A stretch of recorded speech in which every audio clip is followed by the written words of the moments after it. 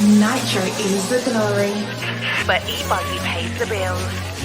Welcome to the No Name RC podcast. Get ready for some serious bench racing. But be warned, we speak our minds, express our thoughts, and sometimes things can get a little rowdy. Hate, and he just was influenced by the hate coming from the left, the hate coming from the right. And let's get back to more club racing and less of this grabbing racing. It's hard not to be arrogant when you're always right. You know? See what I mean? That's exactly why people call you arrogant, Max. You may not agree with everything we say, but it's definitely worth a listen. And our pick, can you stop whatever you're doing? Join your host, Lefty the Great, with co-hosts and guests as they get together to chat RC. Hey, after that race that I watched this morning, I have to talk about it.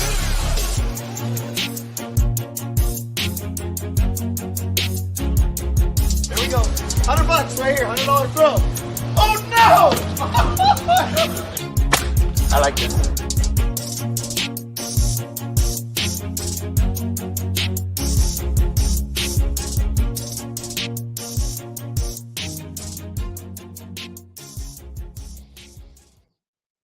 Yes, indeed. Nitro's the glory, but E-Buggy pays the bills. Well, not at E-Nuts bills, but we're going to talk about that.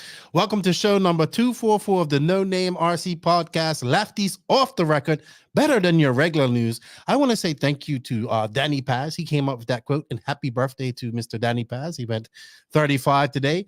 But thank you guys. Welcome everybody to the Lefty off the record, show number 3. I know I said I was going to do these every 2 weeks, but you know, I've been kind of starting fires all week. So I thought it'd be fun to have, you know, just put on my fire suit and go right at it today. So I don't know, man. I miss hanging out with you guys. So thank you everybody for showing up. We only have 68 people on here. We need to get this up to 100 plus people. So please share this. I'm not bringing on Clayton until I'm doing what JQ does. Clayton's not coming on until we got 125 people in here. There we go. Good evening, everybody. Thank you everybody for tuning in. I appreciate it. I appreciate everything. Just happy to be here hanging out with you guys. Yeah, but before I do that, I have to say some thanks and have to pay some bills. So I would like to say thank you to all of you guys out there, the NNRC squad around the world. Thank you guys for all the support. Obviously, I cannot do this without you. Thank you guys. I appreciate it. This is, you know, the NNRC's worldwide. Shout out to all my Australians that started the Asian Buggy Championships down there today. It's now 8 o'clock in the morning there in Australia. Scotty Ernst is down there. So that's going on. I don't know what's going on with my my camera is blinking here. I might have to turn it off at some point and turn it back on. But thank you guys for joining. Thank you to all the patrons of the NNRC, all the YouTube members of the NNRC, and we're going down the numbers. We got up to 65. Now we're down to 67. We got to get up to 100, or we're not bringing Clayton on her. And then he could go home and go. He can just go sleep, and then we just bring out Lefty the sheriff. But yeah, there we go. We got to get 100 people in her. But I also want to say thank you to these companies that support the podcast. They are Invisible Speed, High Tech RC, Sunpadal USA, Sidewinder Fuel, Mayako, Beach RC, Techno RC, Clinic RC, Ignite Design RC, Racecraft USA, Stacked RC, Call RC. Shout out to WRC, FRCC, Florida RC Championships, House of RC, RCGP, and shout out to our drivers, David Ronnefalk, Jared Tebow, Robert Badier, and Alexander Hagberg. So thank you to all those companies for their support. We cannot do it without you guys. And I have to say happy birthday once again to Dany Paz. And happy birthday to my favorite RC driver that I love to interview, Aiden Horn. He probably went 19 today. So what's up, Gorilla Speed? How you doing? What's up, Matthew Lawrence? Also, joining us in the background is my good friend, Fred Costa from Brazil. He is going to be our producer. So in case anything happens, like the internet going on, or he's going to be looking for comments and all that type of stuff, because I think we're going to get bombarded once we get 100 plus people when Clayton comes in. So at 74. So I'm just going to keep talking randomly till we get 100 people. So please share this. Let's get 100 plus people in here, and let's have some fun, because I think this is going to be fire. What's up, Lance McDonald? What's up, Frankie Contreras? Where's Frankie Contreras Jr.? We need to get him to Wicked Weekend. That's what we need to do. Nuno Silva tuning in from Denmark. Matthew Lawrence tuning in from Brisbane, Australia. Are you not Oh, you are at work and you can't be at the Asian Buggy Championships. I feel for you. I feel for you. Happy birthday to BJ Williams as well. His birthday was this past Monday. BJ, answer my questions in the WhatsApp group. Thank you. We got Kevin Caston. Why has the gun not even given you a gallon of Sidewinder? Sidewinder is actually sending me some fuel finally. So, and some people. I don't have 100 people. No, not 100 people, Jake. Don't have it. So we aren't bringing Clayton on to that time. And Coil Boy says it's his birthday. He wants a shout out to RC Excitement in Fitchburg, Massachusetts. That's Toddy and all those guys. We are having the 18th annual RC Moto X Outdoor Dirt Bike and 1/8 10 scale racing. I'm looking forward to see how those dirt bikes make out up on that track. We got Mr. Joey Showers in the house. What's up, Mr. Showers? How you doing? Hope you're well. Kevin Thompson, I hope this brings you back to racing, because I know you haven't been racing a lot. But yeah, we are almost at 89, 10, 11 more people. 11 more people. Also, guys, don't forget to hit that like button on Facebook or YouTube. If you haven't joined the YouTube channel yet, please do. We're almost at 4,000 subs. And if you feel like, supporting us a little bit more, and I could send Fred some money for his time today, hit that super chat, right? If you guys want to see call-ins and all that stuff in the future on these lives, I need a producer. I need to pay for that. So hit that super chat and let's get going. We can raise some money and we can get a better program going here. So I see people are asking questions already. We got Martin from Canada. Kevin says, I have 24 gallons here. When am I coming to Vegas? I don't know if I'm welcome at Vegas, especially at Silver State. But anyway, that's a story for a different day. Caster Racing asked, will I have some hats? I will not have hats and shirts at Wicked. I will have stickers. So come up and see me. I do have stickers, and I will be giving them away to people. 90? Come on. You guys can't get to 100. What's up, Jay Smoker? I played you in the interview. In the intro. So, what's happening with Kyle McBride? Not much, I would say. But so we're having a live tonight. And then actually, Max and I are getting together tomorrow. Our guest this week is actually Kevin Habit. I have to record with him tomorrow. Max and I are recording tomorrow. So we will have a regularly scheduled podcast this week as well as this live. But I felt like, after all this fire and all this, just this pure, it was great to get people discussing things about RC and talking about RC and all that type of stuff. So I invited Clayton on, and we're dropping in numbers. No, Clayton isn't coming on. We ain't got 100 yet. I'm going to have to be like JQ. Just wait. We can get 100 people. We got 85 people. We was almost at 100, and we dropped. I must be boring you guys. If I'm boring you guys, I'll just go. No, I'm only joking. Of course, I'm not going to go anywhere. All right. Thank you guys all for joining. Let's get it up to 100. Let's bring Clayton on. We got 5 more minutes, and he's not going to bring him on. I'm going to go through some of these. We got some. Hey, Mike Bartkus. I know you have some questions for Clayton.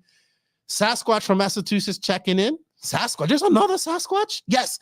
I met you. I remember now. I remember at PMB. Yes. Sasquatch. I remember. We was trying to figure out who you was. Quick NVA, what's up? Chris Lemaster, Jerry Kleinbell, what's happening? How you guys doing? 89. Come on. You guys can't even give me 100 people. Come on, guys. Share this. Share this to all your Facebook groups. Share it. Share. Mike Barkus, aka Sasquatch. So, did you guys see I posted? I have found my new food challenge. Oh, yes. I am going to do the 1-Up Sour Challenge. I watched one of my favorite guys. I forget his name. What's his name? I posted it on my Facebook today. Come on. What's the guy who says, have a nice day? The Beast. I can't remember his name. Frick. Anyway, he eats a whole bunch of crazy stuff. I'll be doing that. And we'll be doing that to raise some money for something. I don't know what it's going to be, but we'll raise some money for something. All right, 91. 9 more people. And then we can bring Clayton on, because I know you have a lot of questions. LA Beast, that's his name, Daiquiri, man. I am going to do the 1-Up Sour Challenge. I'm looking for a charity to do that for. So 250 at Pine Hills. So maybe a few RC addicts short today. Are you at Pine Hills? No, you're in New Zealand. Charlie Mac, that's cheating though. He says I'm watching on 2 TVs, a laptop, and on my phone. 91. If I can't get 100, JQ is never gonna let me hear the end of this. Never gonna let me hear the end of this.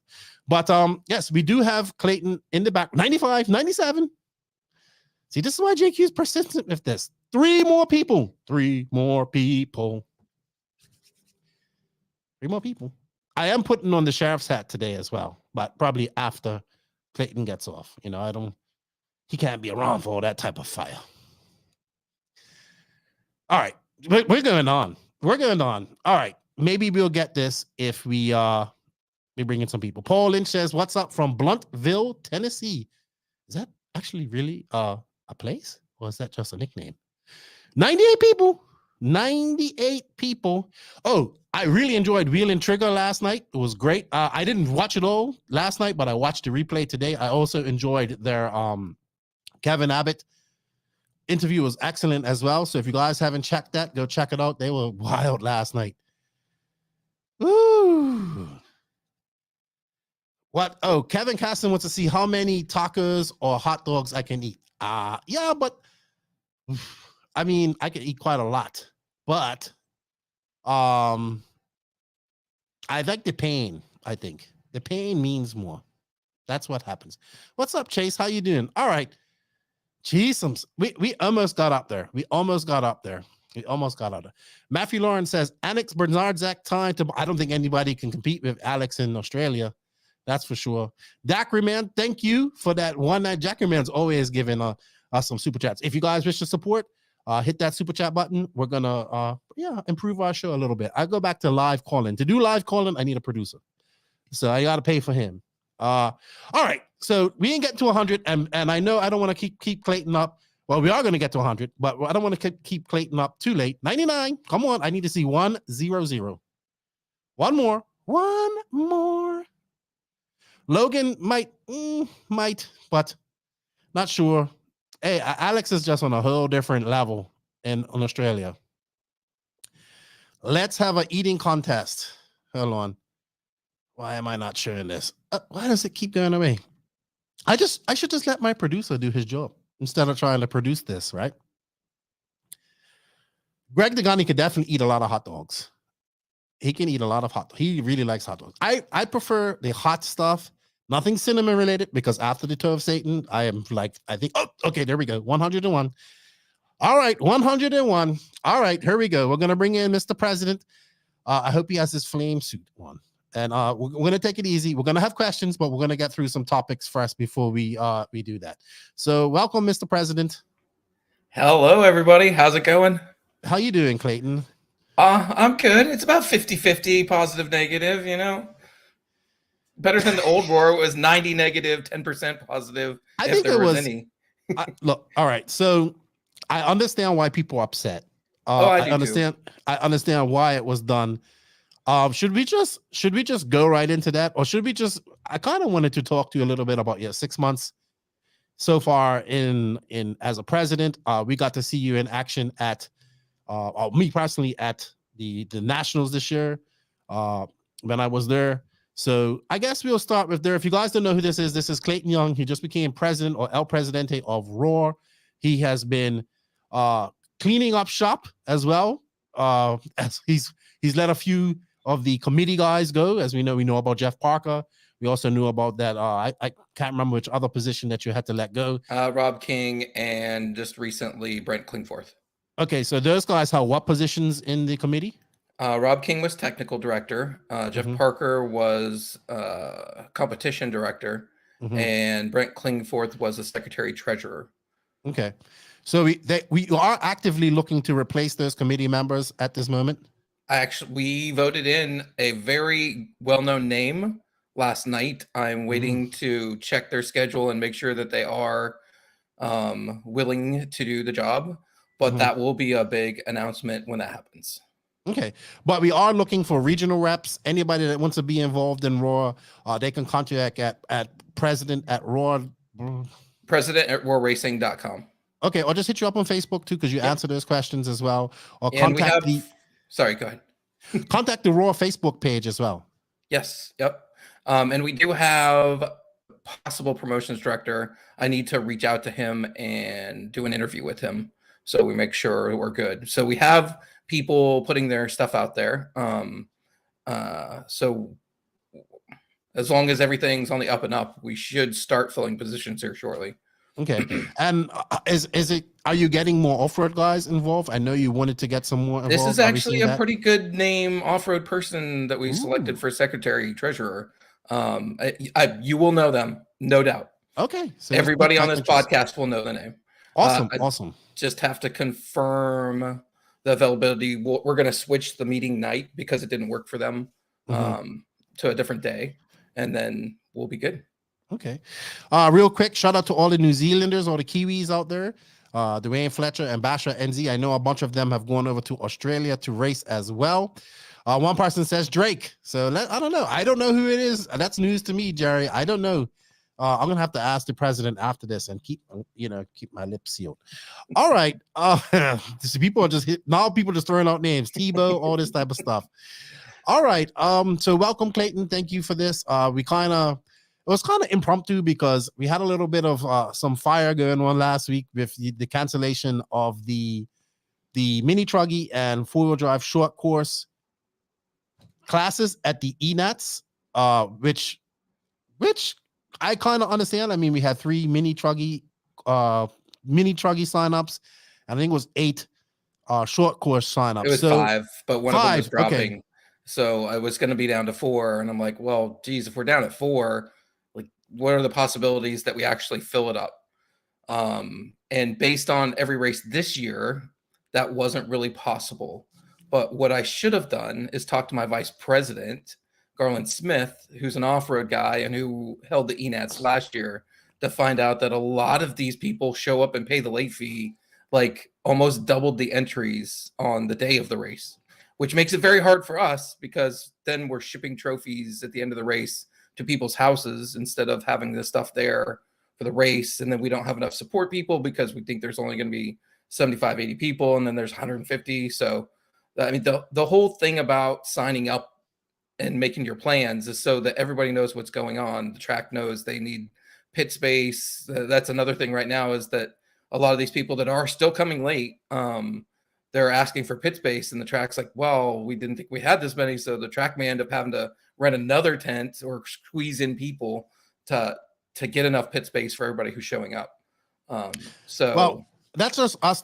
Look, one thing he used to be a co-host on this podcast, Jeff Keaton, he always says, RC racers are their own worst enemies, right? We are our own worst enemies. If someone is planning to go to a race like the ENATs where you got to travel to, the first thing you will want to do is sign up and have your pit space covered. Now, we saw a bunch of people complaining about the price of the pit space, right? Let me tell you something. LCRC, I paid $100 to have a tent, a table, 2 chairs, and electricity there. I'm media, and media doesn't really pay for that, right? Right. But I paid for it, and that's how these tracks make their money, right? Especially at somewhere like the ENATs with a very low turnout. So these racers need to sign up and avoid this. But to be honest, I don't feel that those 2 classes should be with 8 scale anyway. I have my own theories that we're going to go on about that. But I wanted to get that out there. You also brought up the rule 13.9 that there is a rule that if they don't have 15 entries by the time of the deadline, that the class can be canceled. Yeah, and usually we do it around 8 instead of 15 because 15 is a lot, especially for on-road, which has been dying lately. They struggle to get a full heat of most of the classes besides the stock touring car classes. I would agree there. I feel for the people that want to run mini truggy. I understand that people will sign up on the day and whatnot. I understand that, like Sasquatch saying, he says, seems like a heads up notice would have helped. Might cancel this for lack of interest. I understand that. Even I talked to you and said, oh, maybe you should just cut them from the race next year.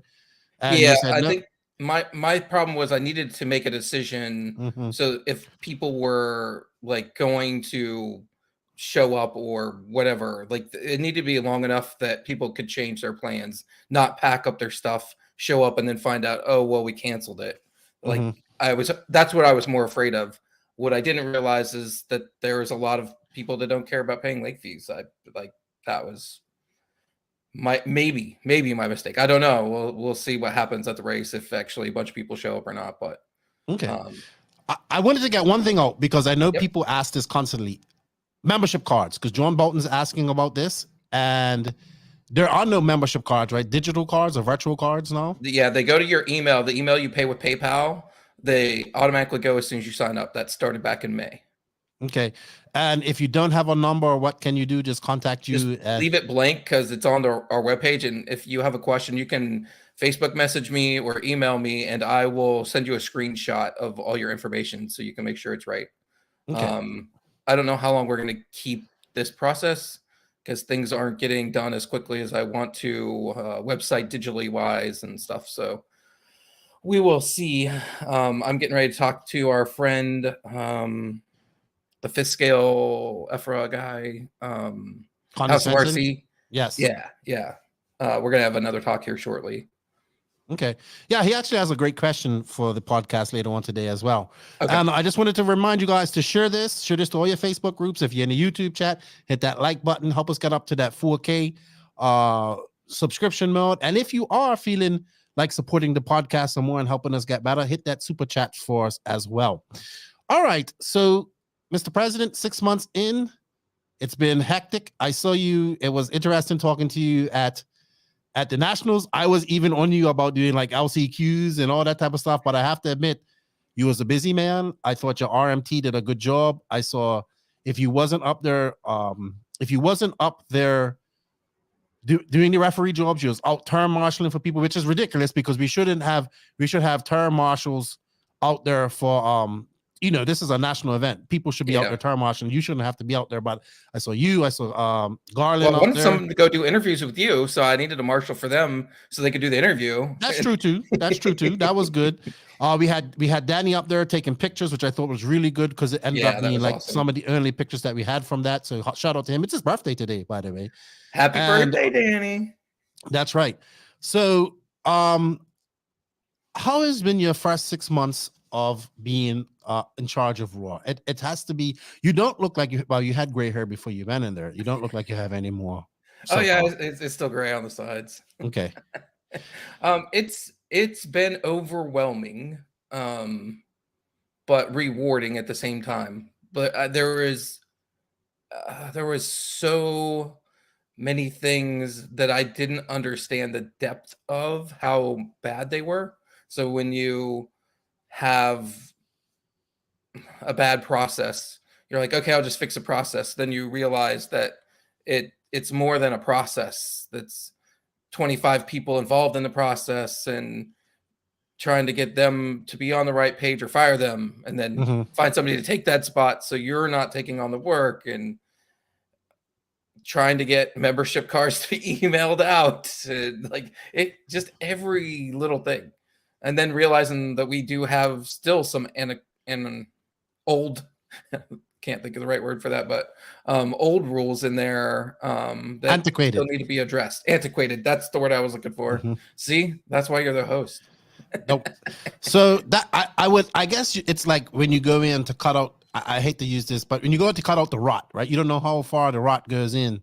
And I think what's happened is that I was talking about this today with my buddy Tony, and I was like, what's happened is that American racing has been without a proper federation for so many years. It's got to be about at least 15 years now. That's a lot of rot to get rid of. And not only that, there's people that are now into RC that have never had any type of raw experience, right? So they've come in, and how things are being done now is how they think it's supposed to be. And then when we see people who cry for rules and they want referees and they want all this type of stuff, well, there's rules and there's things that have to be abided by, but it seems like people want rules until the rules are applied to them, right? Yeah. So that can be in a lot of different things. And I say this all the time, it's the Wild West of RC. I think that's why the Europeans kind of look and they're just like, what the fuck sometimes? Like they just can't, because everything over there is so like it's done by the book pretty much. Don't worry, they have their issues as well, right? They have the antiquated people and they have all that type of stuff as well. But it's like rules just completely went out of the equation for the last 15 years here in RC. So you also got to change a mindset that has developed in the last 15 years. People say they want a governing body, they want this, they want rules, they want regulations. Well, that all comes with applying rules. And sometimes you have to make hard decisions as well. You have to make, you get credit for the good decisions, but you also have to make those hard decisions all the time as well. Yeah. And for people that are listening, the 1/10 off-road nats are coming up, and there is no one signed up for two-wheel drive short course stock or mod. No one. And the turnout last year was abysmal. So if you're going to run, sign up before it closes, or we will have this happen again. There you go. Our own worst enemy, right? Right. Our own worst enemy. So after 6 months of being here, what do you see happening? Like in the next, how long is your tenure anyway? How long is a president's tenure in Raw now? It is 2 years. We are amending the bylaws so that it will be 4. But that won't happen until after the election. So it won't affect my term. But if I get reelected, then it would apply. Do you now, after being here for 6 months, do you think you want to do another term yet? That's a tough question to answer, because it is hard and it is frustrating when you make a decision that hurts a lot of people. But it is very rewarding when you have like BHRC come up and say, we've never wanted to host a war race or have anything to do with war, but right now I would love to host a war race. You know, those things, and having Tebow come up to you and say, I've been doing this for 25 years and I've never been to an event that was run this smooth from Roar. This is great. Thank you so much. Like the big names saying thank you, small people, not small people, sorry, that's a really bad way to say that, but like the newer racers. Drivers, newer racers at Nats. When I was down there marshaling, they were like, dude, I had more fun here than I did at Wicked Weekend or PNB, because we had so much track time and things just, you know, kind of just ran and flowed and there wasn't any craziness. And like, I thank you so much. So, you know, hearing it from all perspectives, that gives you the energy to keep going, even when you do upset some people. Well, I mean, to make omelet, you have to break some eggs, right? Yeah. And I would say that I have not seen this much excitement around Raw in many, many years, right? And I think so far you've done a good job. I know you can't please everybody. Like we have a lot of people asking questions, sir. We'll get to them. Don't worry. Yeah. I just wanted to get through some topics that I was talking about this week as well. It's always going to be difficult, right? With this type of situation. And look, I've told you, I have been one of the federation's most biggest and public critic. I'm now turning my focus to IFMAR because they need to be fixed. So I've told you when I met you, I said, look, when you do good things, I'm going to give you praise. But when you do bad things or things that I think are not good, I'm going to tell you about that too. Now with the situation with the mini truggy and the 4-wheel drive short course, I was like, okay. But then the rules allow that, right? So it has to be like, you have to apply rules at some point. I understand that people are upset about it. I get that. I truly do.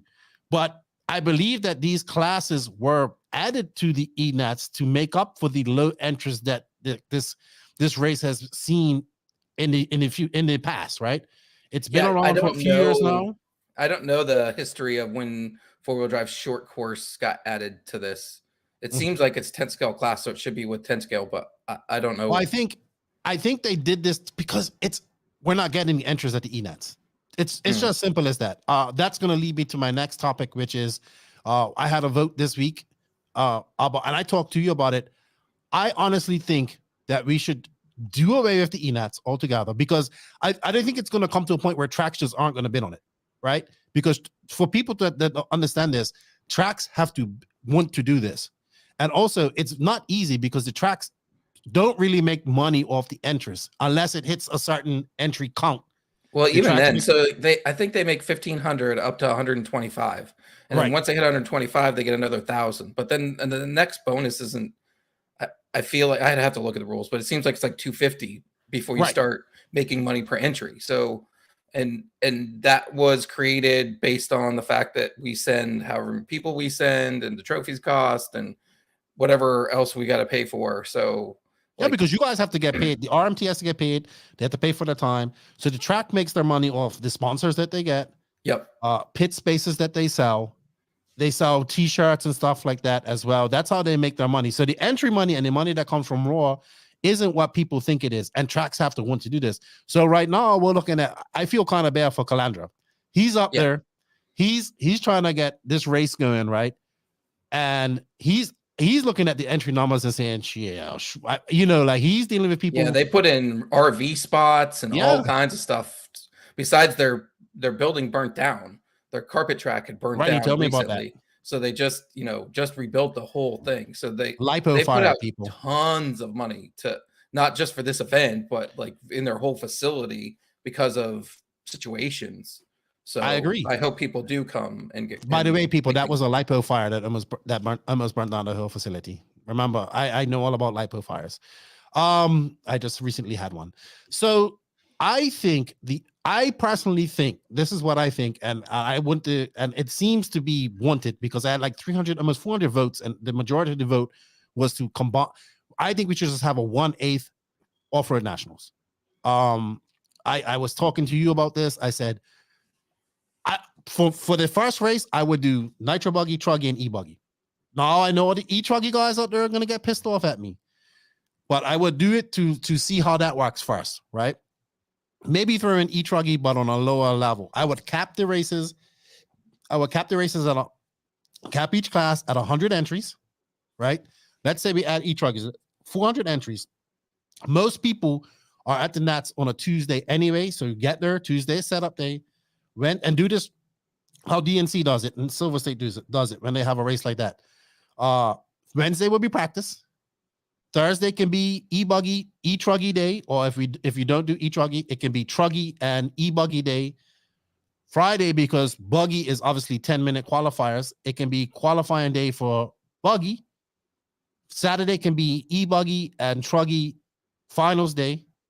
You can, if you want, you can have the AAA mains the next day on a Sunday or whatever, and then Sunday would be your Nitro buggy day. I would do away with the 2-minute warm up or whatever 2-minute run that you do every morning. Nobody needs that. I don't think we did the 2-minute run this year. Okay, so that's see, we didn't even need that. Don't need that. Give people a minute warm up time, and just probably got an RD in there that has had experience with high entry numbers, because you're gonna have 400 entries if you sell out all 4 classes. And I say the easiest way to do that, because it's obvious, right? It to me, it's quite obvious that for the e-buggy e-nationals to be successful, it needs to be combined with Nitro, because the e-buggy guys only aren't showing up. It's simple. Like, and the Nitro guys ain't making the trip over to e-buggy, because for them, e-buggy is kind of a side class, right? And that is the honest truth. Like, people can get mad at me. I think that e-buggy it's got a Worlds coming up, so it's gonna have more prestige to it. But Nitro guys run more e-buggy. It's more guys that run Nitro and e-buggy than there is just e-buggy guys. And if we see these e-nats with these limited numbers and not getting the interest that they want, tracks just ain't gonna bid. It's just gonna fade into oblivion anyway, right? So I would say that we should highly look into just having an 8-scale nationals, and everybody can do it. Can be all done in one race. People don't have to go to 2 different races. I'm pretty sure you will sell out with this, because everybody's gonna want to do it. I would start, maybe the days finish at 8 o'clock, 9 o'clock days, a little bit longer. And I think that's the only way that we're gonna see this national championship for electric actually go on. I don't think it's going. I think with a standalone nationals, it's not going to happen. And then I know we talked about maybe splitting it truggy and having a truggy nationals and a buggy nationals, but I actually think that's been done already. Okay. And I think that truggy will suffer from the. I think it's just having the 2 races to go to that really gets that people can afford, right? Because to go to a nationals, you pretty much go in there for a week, right? Yeah. So I would do that. My personal, what I would do. And then what I would like to see implicated is like what they had recently here in Europe, which was the Euro Bs. So the Euro Bs are like for up and coming young racers. hobbyists who don't really want to go to like the full-fledged nationals. Also, if you have been in the top 50 of the Euro A's, you can't run the Euro B's for like 5 years, right? So I would do that. And then I would say, take the top 50 from the previous year of the Euro A's, they got an automatic entry into the next year. And then they take top 50 from the the national B's, and they get qualified into the nationals. But it gives a pathway for young and up-and-coming racers, like races that have won Euro B's. David Ronnefalk has won it. You know, he won that before. He's also a multi-time European champion, world champion, all that type of stuff. So all of this, it gives those people some spotlight. It gives people training that they need, because I've seen people come to nationals clueless. You know, everybody wants rules until they have to get a raw sanctioned LiPo battery, right? And they don't have it, or they're coming there with an Amazon battery that they picked up for $50, right? I know people's wants regionals and all this type of stuff. I think we can have regionals, but first we need to have regional reps, right? Yeah. We have to get everything filled out and get that good. But I feel that the national B's would be great. It would be a pathway for younger racers. It will be of something of prestige for them. And I think that what they're doing, and this is the other kicker to this, right? So companies can send a top driver and a mechanic to assist their team drivers that are there. I don't want to hear nothing about sponsorship and all that stuff. You can be sponsored and be in this class. You can run this class, all this type of stuff.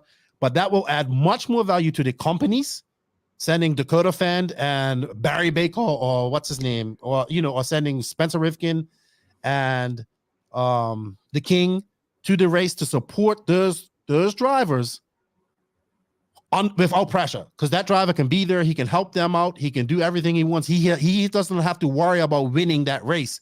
He could come there. He can support his drivers. This is exactly what they did here last week in France. Every company sent a representative or two to help out their lower drivers. I honestly feel that would bring much more value to Roar, to RC in America, than having an ENETS, in my opinion. And it sounds like a good idea. I can talk to manufacturers 2 weeks or a week and a half when I'm down there or up there in New York. And it will bring so much more value for the company, right? And so much more value for the racer. He will be able to be there. And yeah, see, Lance McDonald's is saying he suggested this 8 years ago. I wasn't around 8 years ago. I was just born.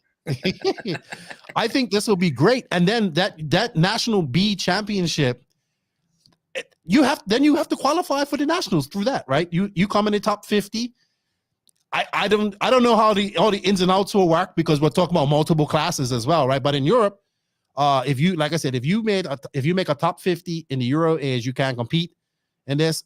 You can't compete in this race. And it's more just like for people who probably are intimidated by the Raw Nationals, or young racers that are just, gives them some spotlight, because we don't give no spot. It's much better than having a junior class at the Raw Nationals, in my opinion, as well.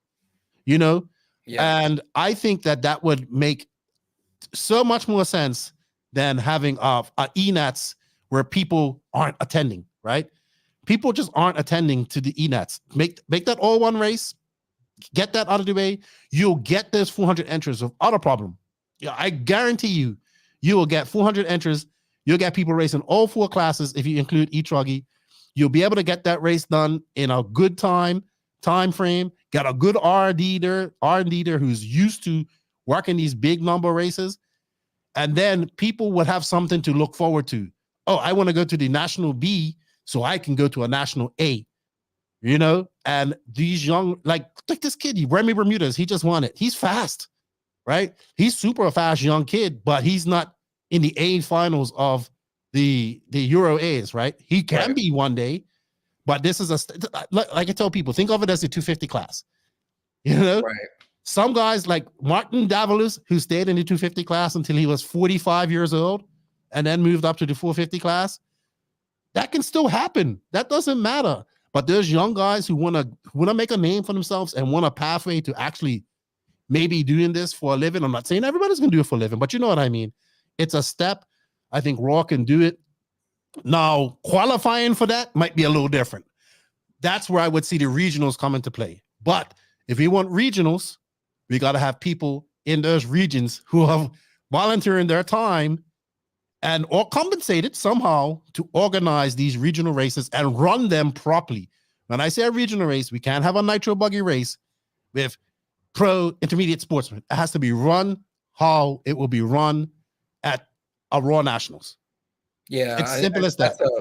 That's kind of the whole frustration with some of these people that are complaining that, you know, hey, I've won all these side classes for years and I like the side classes. Well, yeah, that's why they're called exhibition now, because if you want to be a national champion, you should be competing against the best of the best. So the whole everybody needs a trophy, yeah, that's cool. That's not reality. Everybody needs to compete. So Kevin Castle says, how is doing a national not a path? All you're doing is making a race for guys who would normally be in the D main of the national. No, I guarantee you that there's young guys who probably ain't ready to go to a national level race yet will be winning this race. And that will be their step. That will be their class, their qualifying in there. That take them top 50 from who made the top 50 last year. They're in. They are in. This will eliminate that. Oh, how fast? Right now we do the top 24 goes into the next year, but it wouldn't be a big deal to do the top 50, especially if you're splitting it up. I mean, I'm open just to thinking all a lot. ideas. Yeah, that's you guys' job. That's way above my salary cap and my brain thinking. We don't get salary. You know, that's how that you guys can figure out a format. But I just think that that will just. I always think of the youth, right? And every time I look at the Eurobees, a young David Runafog won this back in the day. A young Davide Ongaro and Marco Barufalo were battling out for first and second. All these guys are now top names in our industry. It could be the same in America. Win something to kick yourself to the next level. It seems to be working for them. Now, the only thing in Europe is Europe has individual countries. They have qualifying sessions and stuff like that. But the individual countries could be the individual regions in America. But for that eventually to happen, I'd love to get to regionals qualify for nationals. But like you said, we have to get the regionals straightened out to where they're all running regional races, not few regions running races and the rest of them not running anything. Right. Everybody has to be in coordination, right? And if the issue with having multiple regional races around America is that they're competing with other local races, you know, and then that race is going to have sportsmen and intermediate. That's where people want to go. See, these races eliminate all that that trophy chasing, right? This culture of trophy chasing and all this type of stuff that we've festered in RC. That's fine. We can have all of that. I don't care. But the nationals and Raw should be about how the rest of the world races, because we're setting the standard for the rest of the world. That's part of my frustration right now with everything, is that it's been run the same way for a million years and there's no change, and like it's just sitting here dying on a vine. So like when you came up, we're talking about the last chance qualifier. The only reason that I couldn't do it at the time was because it's not in the rule book. But it's not a bad idea to fill some gap of the hour break between the semis and the finals to have a last chance to get the last two in or something like that. Like, I'm open to things that create excitement and fun in racing to get more people involved. Yeah, because I would say if the top 25 of that B national, they make a B national, then they have to go race the A national after that. They can't go back to that B national for a while. Yeah. That's what I would do. I just think that's more value than the ENATs right now. Because to be honest, there are some people that just don't belong at nationals. Like, I know it's I believe that a national race is really for those top intermediate guys. The nationals that we have now, I should say, there's top intermediate guys to the top pro guys, right? That's what you're gonna see. Yep. But there's a bunch of guys below that are good, that will be good at the national B. There's a bunch of young guys up here that are coming up through the ranks that can have something to look forward to, because and they can cut their teeth in a travel race, a travel national, to where instead of just being your fast local guy, they get to travel to somewhere and be out of their comfort zone, Exactly. but not have the pressure of all the super pros that they're going to be 2-3 seconds off a lap. You know, they could actually be somewhat competitive with the bottom 50. And they'll actually get support from a driver and a mechanic and a company without that driver worrying about wrenching on his car and doing all this type of stuff. So you had a junior. If we can get that to happen, I think the manufacturers would be silly not to get behind that, because it brings them so much more value because that's what these pro drivers are for, right? We got to use them in a sense like that. How many young racers at the national do you have a youth race? Isn't that a path? Yeah, but that is just a side race of the national, you know? Right, and it won't get them any support from the factories, because it's like the pros are still working on their stuff, trying to get their stuff ready, so they don't have the time, like you were just saying. And not only that, you have like a driver like Little Bump and that kid Jonah Wilson, and maybe some guys that are exceptionally good racing against racers who probably shouldn't be at the nationals. They should be at the B nationals, in my opinion. So I think that but it won't hurt the B nationals. Lance is saying it will hurt the A nationals turnout, because if the A nationals is left at capped at, and you have 4 so this is also if you have just a 1/8 nationals, right? You have a 1/8 nationals with e-buggy, truggy, nitro truggy, because e-truggy is growing extremely fast. I actually believe e-truggy is more popular than nitro truggy right at this moment. But if you have all those 4 classes, that turnout won't matter, because you'll still get the interest that you need. I cap it at 100 in each class. I guarantee you that will sell out. I guarantee you that will sell out. Right, but I think what Lance is saying, if you advertise the A and the B, then some of the people they'll just want to go to the B. They won't want to go to the A. So you just have to be prepared that your A might not sell out. Well, the A is the goal, right? That's where the creme of the creme wants to glow. So you have to make the A a little bit what's the word I'm looking for? You have to make it more of a prestigious. More not prestigious, but more people want to make it there, right? You know what I mean? So they'll be the pro champion instead of the amateur champion, right? You should make it where you have to qualify through the national Bs to get there. You know what I mean? So that some point, like, okay, I want to go to the nationals. It's not just about who can sign up as fast as they can, right? It's about, hey, I have to go through the national B in order to get to the national A, and that will then give that race. Give that national B some meaning, and give making a national A much more meaning than just signing up as fast as you can. So Kevin Castor with that comment, I agree that if you race faster guys, you get faster, but at a national, you typically are only racing the speed of people that you're with. So you don't actually get to race against the faster guys. You'll end up in a heat with the guys of your speed. I agree. And I'm looking at the Euro Bs this past weekend in France, and I'm just like, this, and a lot of my Americans that do follow European racing, they all agree that this is something good, right? I watch so much companies send support for this, and I'm like, this as a manufacturer is much more valuable than what we're doing right now. And it brings both will have prestige, but one will be where you have to get to the national A, you have to go through the national B. And that's where people should be. Like, if you are a hobbyist sportsman type of racer, the national B is where you should be. You should, like, the national A is for this top, it's like the big leagues, as Fran Chu says. You got to work your way up to that. So, yeah, look, Mrs. Fenn will know all about this. I think working your way up when you're young with top pro teachers, that doesn't stop. We got plenty of that going on. We got plenty of that going on at these other races out there. These send Dakota Fenn and send Barry Baker or his mechanic to support these young racers. It'd be so much more beneficial than trying to get Dakota Fenn when he's trying to wrench on 3 or 4 different cars. That's my opinion. That's my opinion. So let's tackle this, because John Bolton has been talking about this for quite some time. You'll never sell out anything if your national event never has a solid place and time of year It's always the second week of August. If it's always the second week of August, okay, so he must be an on-road guy. So I know that August, Texas Roar Speedway. It would sell out. It's the second week of August in Texas. Yeah, that's gonna be too hot. I think it's just using that as an example.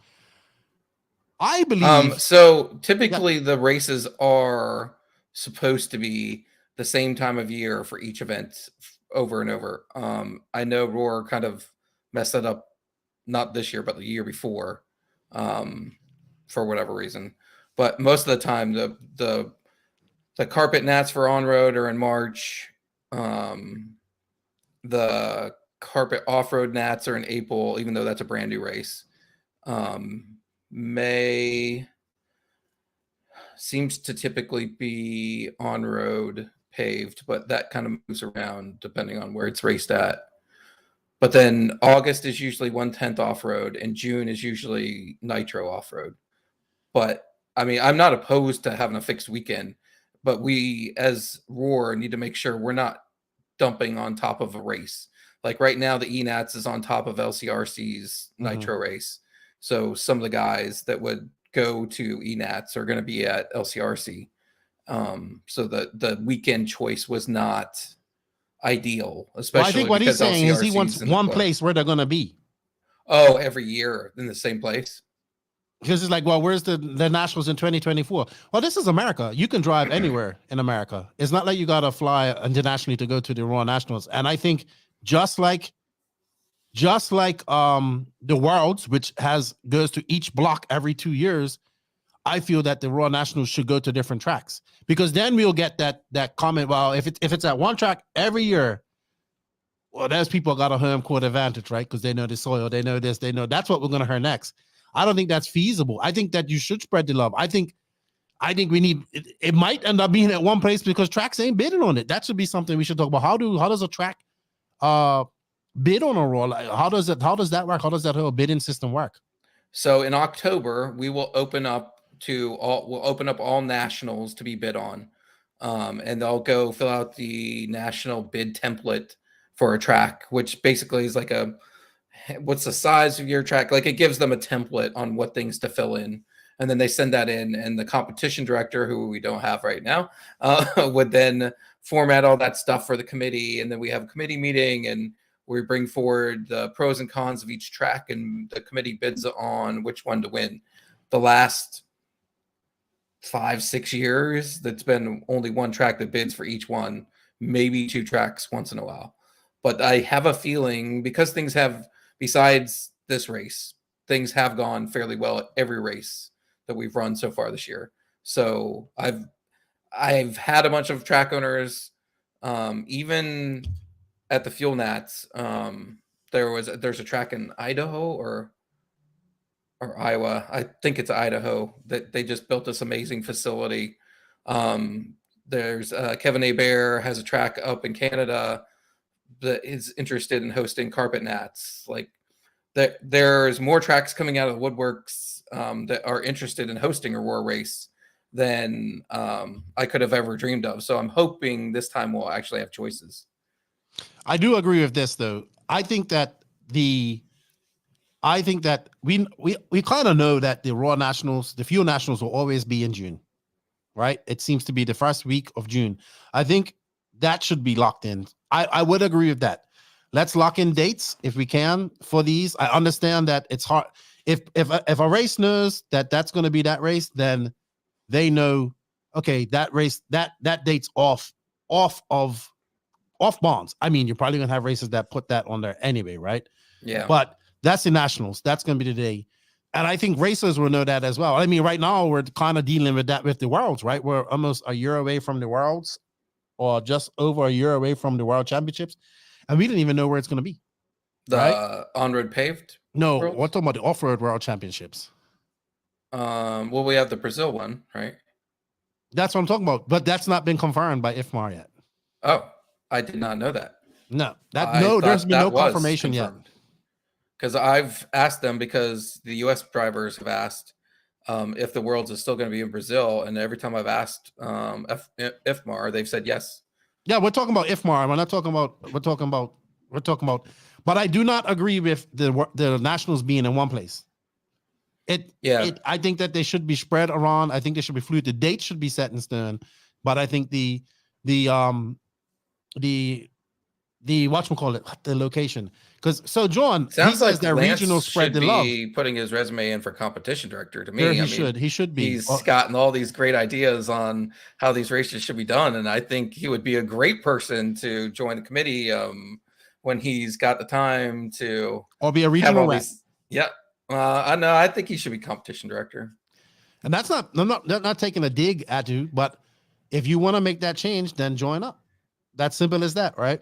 I keep bugging him. So he says, "I signed," but you didn't sign up to be. Did you? Are you a committee member? Are you a regional rep? That's what we need to figure out. So that should be a vote too. So I'll put that up in here right now. I can't do it, but what do you guys think? Should the nationals be in one location every year? Yeah, I think once you think about it, if it's in one place every year, the people that are local to that track will have a definite advantage, even if it's an off-road track, because you know the dirt, you know what their typical layouts are. You'll definitely have an advantage. My thing as a racer myself is I don't really care if there's a local advantage. If I'm not good enough to figure it out in practice day, then I shouldn't be champion anyway. But that's just me. What? This is my biggest argument that I got from the Americans from them not going over to Europe and race, because they have permanent tracks and that they're worried about the racers having that advantage. Eric Anderson just went and did the ATS race and got second. But that didn't seem to affect him much. You know what? We're talking about on road. Sorry, we're not. We're on road. I'm talking about off road. So I guess I just need to learn how to run off road better. Yes, but if a Raw run facility, Raw gets the money. Well, Raw has to maintain that facility. I agree, because what I like about the nationals is that it is in different areas, unlike other races that are in one spot all the time, because you got to go to different tracks. It's prestigious. It should be prestigious for a track to hold a race like this. You know what I mean? Well, and I think we'll get there. I think as we turn Raw around, more tracks will want to host, and the tracks will be more of the prestigious tracks that hold the big races throughout the year. But yes, people that race at that track and know that dirt will be there all year round racing on it. No, I definitely don't agree with that. Sorry, John. You know what? I'm not gonna do it. I'm not got my sheriff hat on yet. Not got it on yet. But that's what makes the nationals great, right? That's what makes this race. That driver will always remember. I won the 2000. Like Tebow will always remember. I won the 2017 nationals at State Line. Dakota Fenn will say, I won my second nationals at Chico. I think it spreads a lot of love to the tracks. I think it spreads the locals, because there's people that may not now, if we go in the same system now, the locals that may not travel over to Chico to race, and they got a chance to race it. Sorry, John, I'm not in agreement with that. I'm agreeing with the times. I'm agreeing with the dates, but not in agreement with the one facility, because the world champ. Let's get something straight here, right? I know that in America there may not be a lot of rules and regulations, but in the world of RC there is, right? And the world is moved to different tracks around the world. Each block gets their turn. Well, I think each region in America should get that turn. But if they bid, the Charles McKenzie comment, like the six best worthy facilities that you can draw from. So it still move around. And if you want to host the nationals, you need to be one of those top 6 facilities. That makes sense. We wanted it at the best facilities out there. Yeah. But how many times are we going to go to Thornhill? It's been to Thornhill 2016, 2019, and it's one of the best facilities in America, in my opinion. Right? But I would like to see it go to somebody else. Simple as that. And the facility has to be able to hold it, right? It can't just go to some track in the middle of BFE. Is that the word? Am I allowed to use that? Yeah, because you didn't say what it meant. Okay. I'm just all right. Boone Forest excitement. All right. Let's get on to some more questions. Maybe you guys have. Do you have any questions for Clayton, let's go through some. Let's see. Actually, Jeff Stakowitz has a good question about Dirt Oval Nationals. There actually has been a track that reached out about holding them. We don't have a bunch of rules for Dirt Oval, so we're working on something. I don't know if we'll get it done this year, but I would love to get Oval back. So John's thing is about planning. Well, if you know that this date it's going to be the Raw Nationals, then you can plan around that. You can take your vacation time off on that. Look, man, let me tell you something. It's America. I can be in America tomorrow. I could book a ticket now, go home, pack my bags, and be in America tomorrow. Traveling is not as hard as it used to be back in the day. So is Loretta? I don't know anything about Loretta Lynn's. It's a big amateur motocross race. I actually think that would be a great place to actually have a nationals. If there was ever a place where we wanted to get RC in front of other people that are similar mindsets of that, then that would be a great place. Well, John, you have a job. You take 2 weeks vacation in June that you're going to go to the Nationals, and you wait till the day that the track's going to be won. You can drive anywhere in America. I have driven across America 7 times. I don't want to hear that excuse. That's just you want to make it convenient so you can go to a place. You're not thinking about all the other racers. That's what makes the Nationals different. I'm going to have to bring out my sheriff's hat here. I'm going to have to bring it out. I don't see the comments, so I'm like not sure. So John is on about the Nationals being at one place. That's just boring. That's just boring. Is the Worlds at one place every year? No. So the Nationals need to be like that. Yeah. Where is it at your track, John? It's at your track. Where's your local track? That's where the Nationals going to be. Tell your track to go bid on it, and we'll have it there, and they can have it there in 2024. We can't guarantee that they're going to win. Tracks have to bid on this. Well, that's true. Yeah, everything costs money. Everything costs money. Nobody said that RC is free. Nobody said that RC is necessary. It's a luxury. Everything costs money. When we get TV money, then we can worry about all this stuff that everybody wants to do that costs money. You know what I mean? We're talking. Let me tell you something. You guys you are so fortunate. You know where I have to go? You know what I have to do? I heard people complaining about driving. You live on an island. If I want to go race, if I want to go race tomorrow, I have to pay for a plane ticket and fly to America to race. Wow. So you guys all stop, and everything that I do in RC is more expensive. That's what makes the Nationals great. And having it in one spot is going to just make it boring and give an advantage. Just like the Americans don't want to go to Europe because they say that the Europeans have an advantage at these permanent tracks. They will say the same exact freaking thing about a race being at that track every time. The point of the Nationals is that it actually moves around. Make your plans that it's going to be, I'm all for it being on the same dates or the same around dates, right? Yep. I'm all for that. If we know that the Fuel Nationals will be the first weekend of June, take your time off of that. When you know, but they won't even know where the race is until the track bids for it. Right. Why should one track always get the love when you have Nationals all around? Like that's the whole point of it being like that. Oh man. I'm sorry. All right. They got you going. They sucked you in. No, because that's just one person thinking how they want it for them. When they should be thinking how it is for everybody. Comments. There's lots of other people on here. PMB can't be random because it's in a fucking stadium. Unless you can pick the stadium up and move it around. No, but that's different. That's PMB. You have plenty of races where you can go there at one spot. What's the day for PMB? Do you know yet? I think it's out. But anyway, let's get off that. Let's get off that. Let's get on some more questions. All right, so this is something I wanted to ask you about. So can tracks become raw tracks? Does raw offer some sort of insurance for tracks, or how does that work? Raw should be covering the track whenever they're holding an event. But I think what he's saying is if a track's just having a practice night, it's not covered.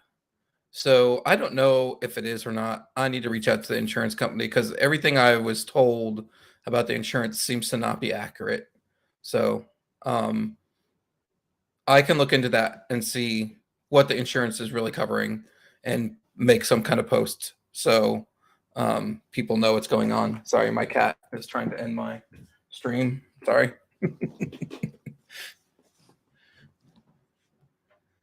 All right. So John's still going on. He's a little upset. Are meetings live streamed for members? They are not. We had a vote on whether we were ready to live stream the meetings, and the committee decided that we were not ready yet. And to be honest, there's only about 4 people on the committee right now. So once we get positions back filled, I'll bring it up for a vote again and see. I know there are times where people are not saying things that are nice. And so as an organization, we might need a hot mic mute button or something like that. But I don't have a problem if the meetings are held live. I just didn't get enough votes last time. All right. We have a question right here. If you're a raw member at a non-raw track, are you covered for accidental damage injury? No, the track has to be a raw track as well. Okay. Dustin Splin. Masters Dirt, it's the same date every year. Renew at the end of the last event. Last year is when it was happening again. I agree with rotating locations, but like Lance said, date is consistent. I 100% agree with that. Yeah, consistency is key. Yep, I agree. I just need to bring it up at the meeting and say we need to lock in these weekends. Pretty much, and then that's the best. Part of the bid template is that the track is picking the date, which seems. I don't understand that. That track, it should be that date, and then you should be able to hold it on that date. I think part of it is like Florida. You can't hold a race in Florida in June or July because it's going to rain every day or something. Well, it's kind of like what the Nationals were in when they were at Tim Lime's track last year.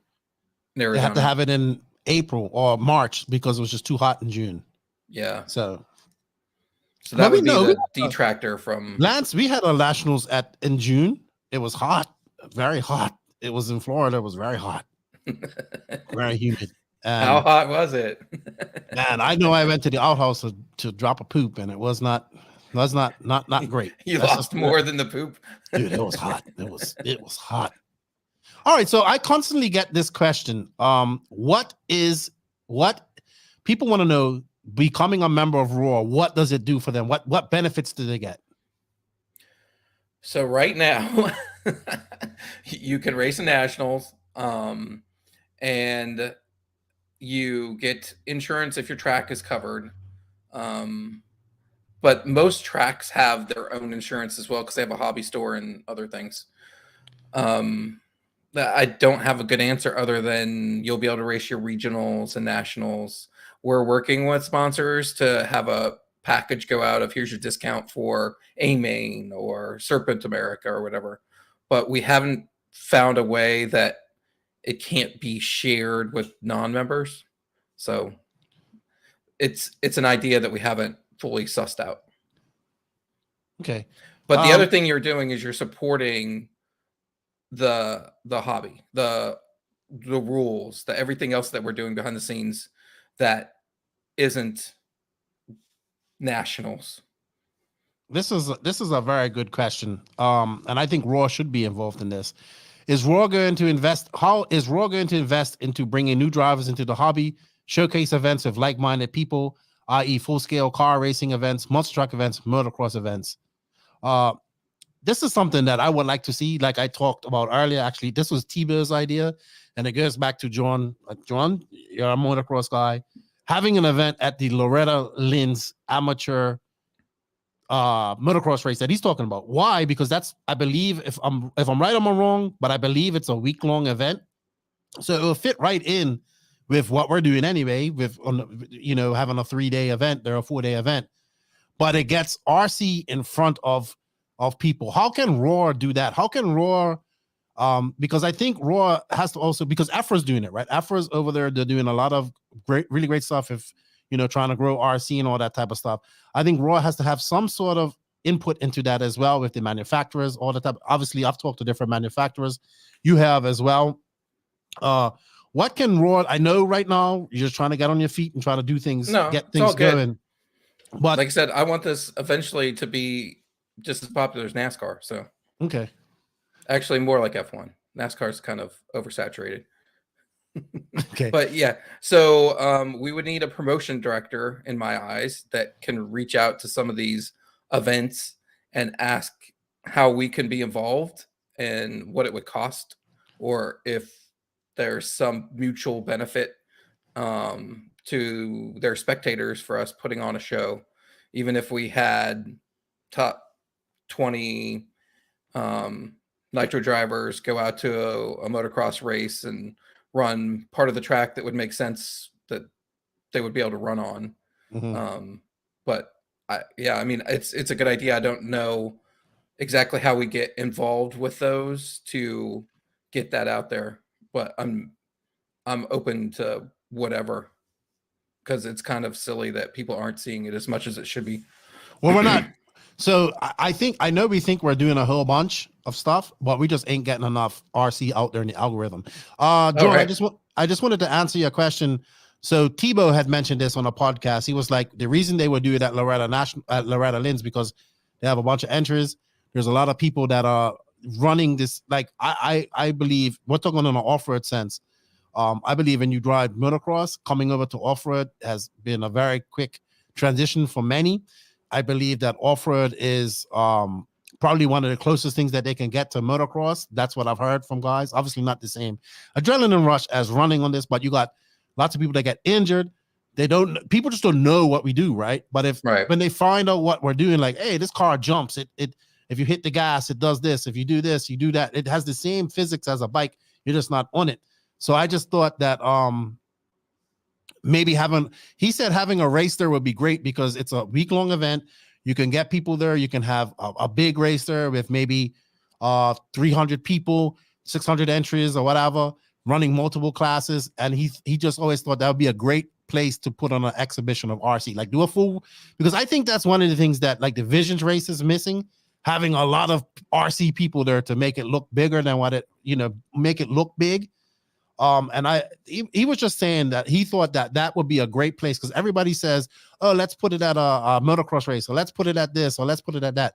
But he had a very good comment about that. That's why I brought that up. I don't know if it has to be that specific race. I'm just using that because that's the only amateur motocross race I know. Sorry, I'm not that motocross. What's the word I'm looking for? You're not versed in motocross. All right, let's go. Mike Kaz wants to know, how does Roy feel about the new Promoto 1/5 scale? Is it one? It's 1/5 scale motorcycle classes, or too soon? The new Losi bikes? Yeah. I don't have an opinion on them. I haven't driven one yet. I'm not sure where they would fit. I guess we could run them with Nitro. Okay. Oh, you didn't react to that. I thought for sure you'd be like, no. So here's my no, because I think that the Pro Moto bike is going to do something. Everybody's worried about racing them, right? I'm not worried about racing them. I'm worried about everybody that goes out, because millions of people are going to buy these, right? They're going to go out, they're going to buy these, they're going to say, hey, I want to go to an RC track to run these. I want to go to a track. Do you know there's a tracker that an RC track to race them? They're going to take them to the track. They're going to drive them. They're going to be like, okay, this is fun, but I like that e-buggy over there, or I like that 10 scale car over there. That's where the real racing is, and I want to do that. What the Pro Moto bike is going to do is basically kind of what the Slash did and all that type of stuff. Obviously, as racers, I think we ruined the short course class by getting too much to manufacturers making too much money off it, and that ruined it. But when the Slash and monster trucks and all that stuff first came in, they did boost RC racing. I think that the Pro Moto X or MX bike will do that. So the Hemiglass, he says, so without being negative, but somebody like me, I believe he's talking about what does he get from being a Raw member. Just a club racer, there's no benefit at all. Personally, for the average Joe racer, no merch, no physical card, decal, shirt, nothing for our $40. There is. Oh, I forgot I was charging a battery here. I could have blown up my stadium. Do not do that again. I see the point. I don't know if a sticker makes it worth the $40. Like, I don't know if it changes. I know a long time ago, they used to send out stickers and the plastic card, but then that stopped happening because of personnel issues. And then it became, that's why I hate Roar. So to get rid of the whole a reason to hate Roar, we made it digital. Plus, then you don't have to worry about keeping it in your wallet and finding it. It's always there. Yeah, I'm sure there's some kind of giveaway we can think about doing to send out. Maybe like a kit. I think A whole card kit? No, like a membership kit. Oh, like here's I your remember local tracks and yeah. Like I would say, like if you become a member, it can be virtual. Like here you go. Hey, here's your this all comes down to we need regional reps, we need this, we need all of that stuff, right?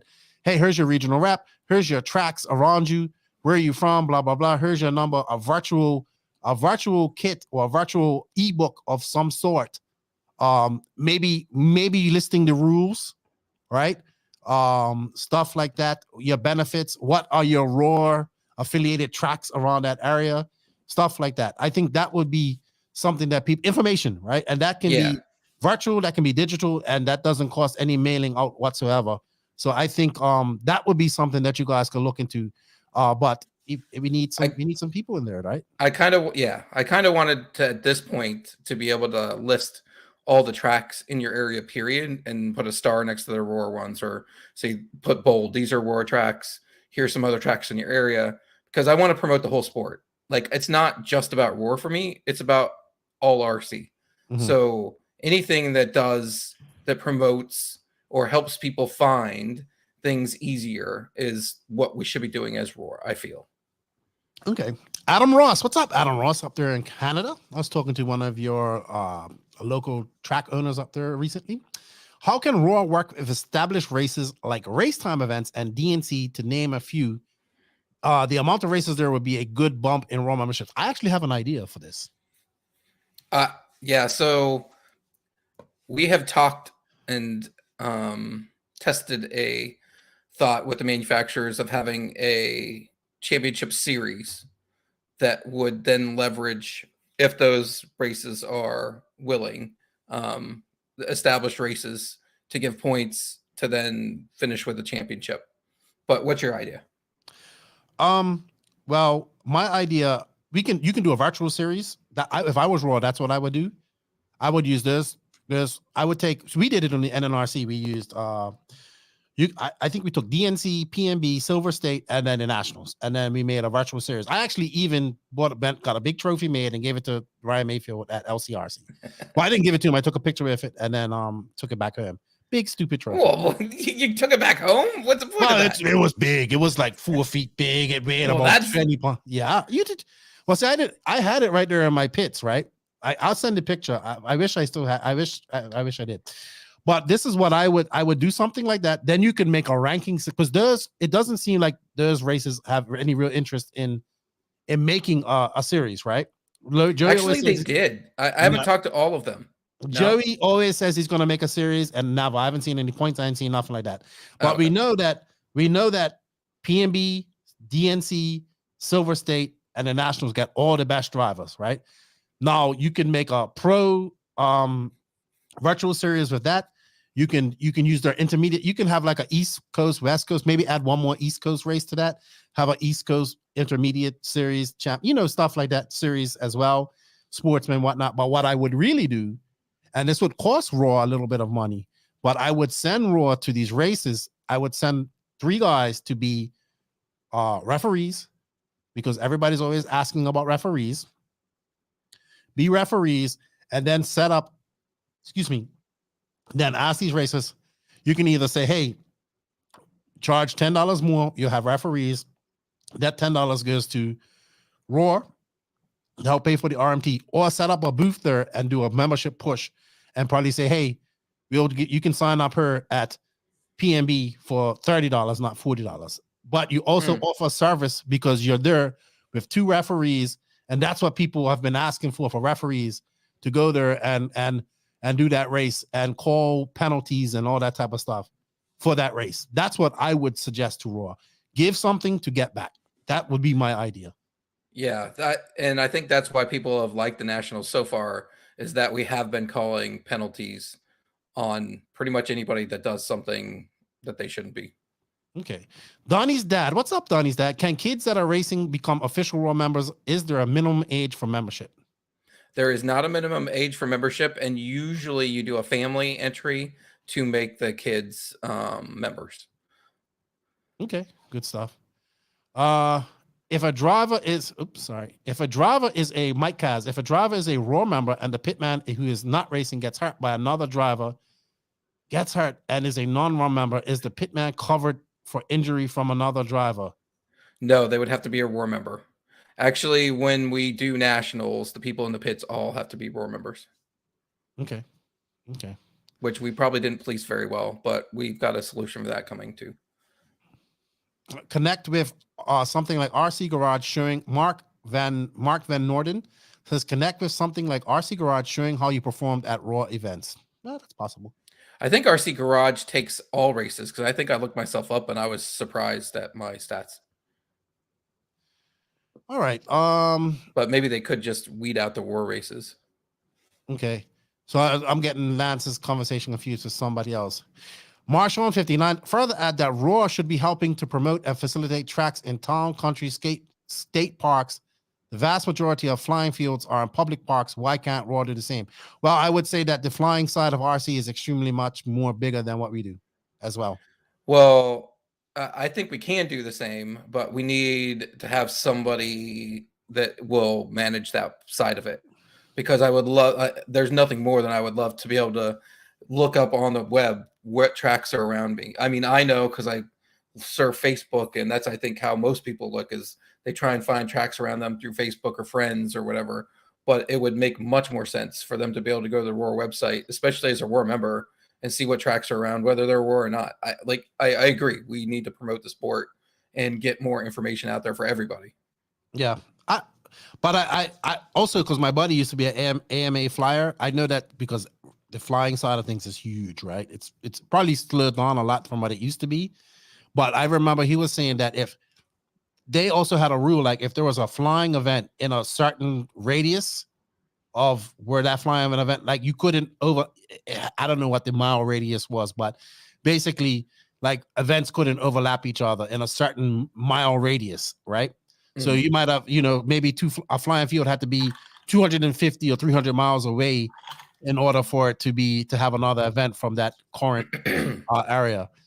So John Bolton says that's the same in AMA Pro Nationals and Supercross races. Mechanic has to be an AMA member. Charlie Mack, who I'm really recruiting to join Raw, because he wants to make Ruggy great again.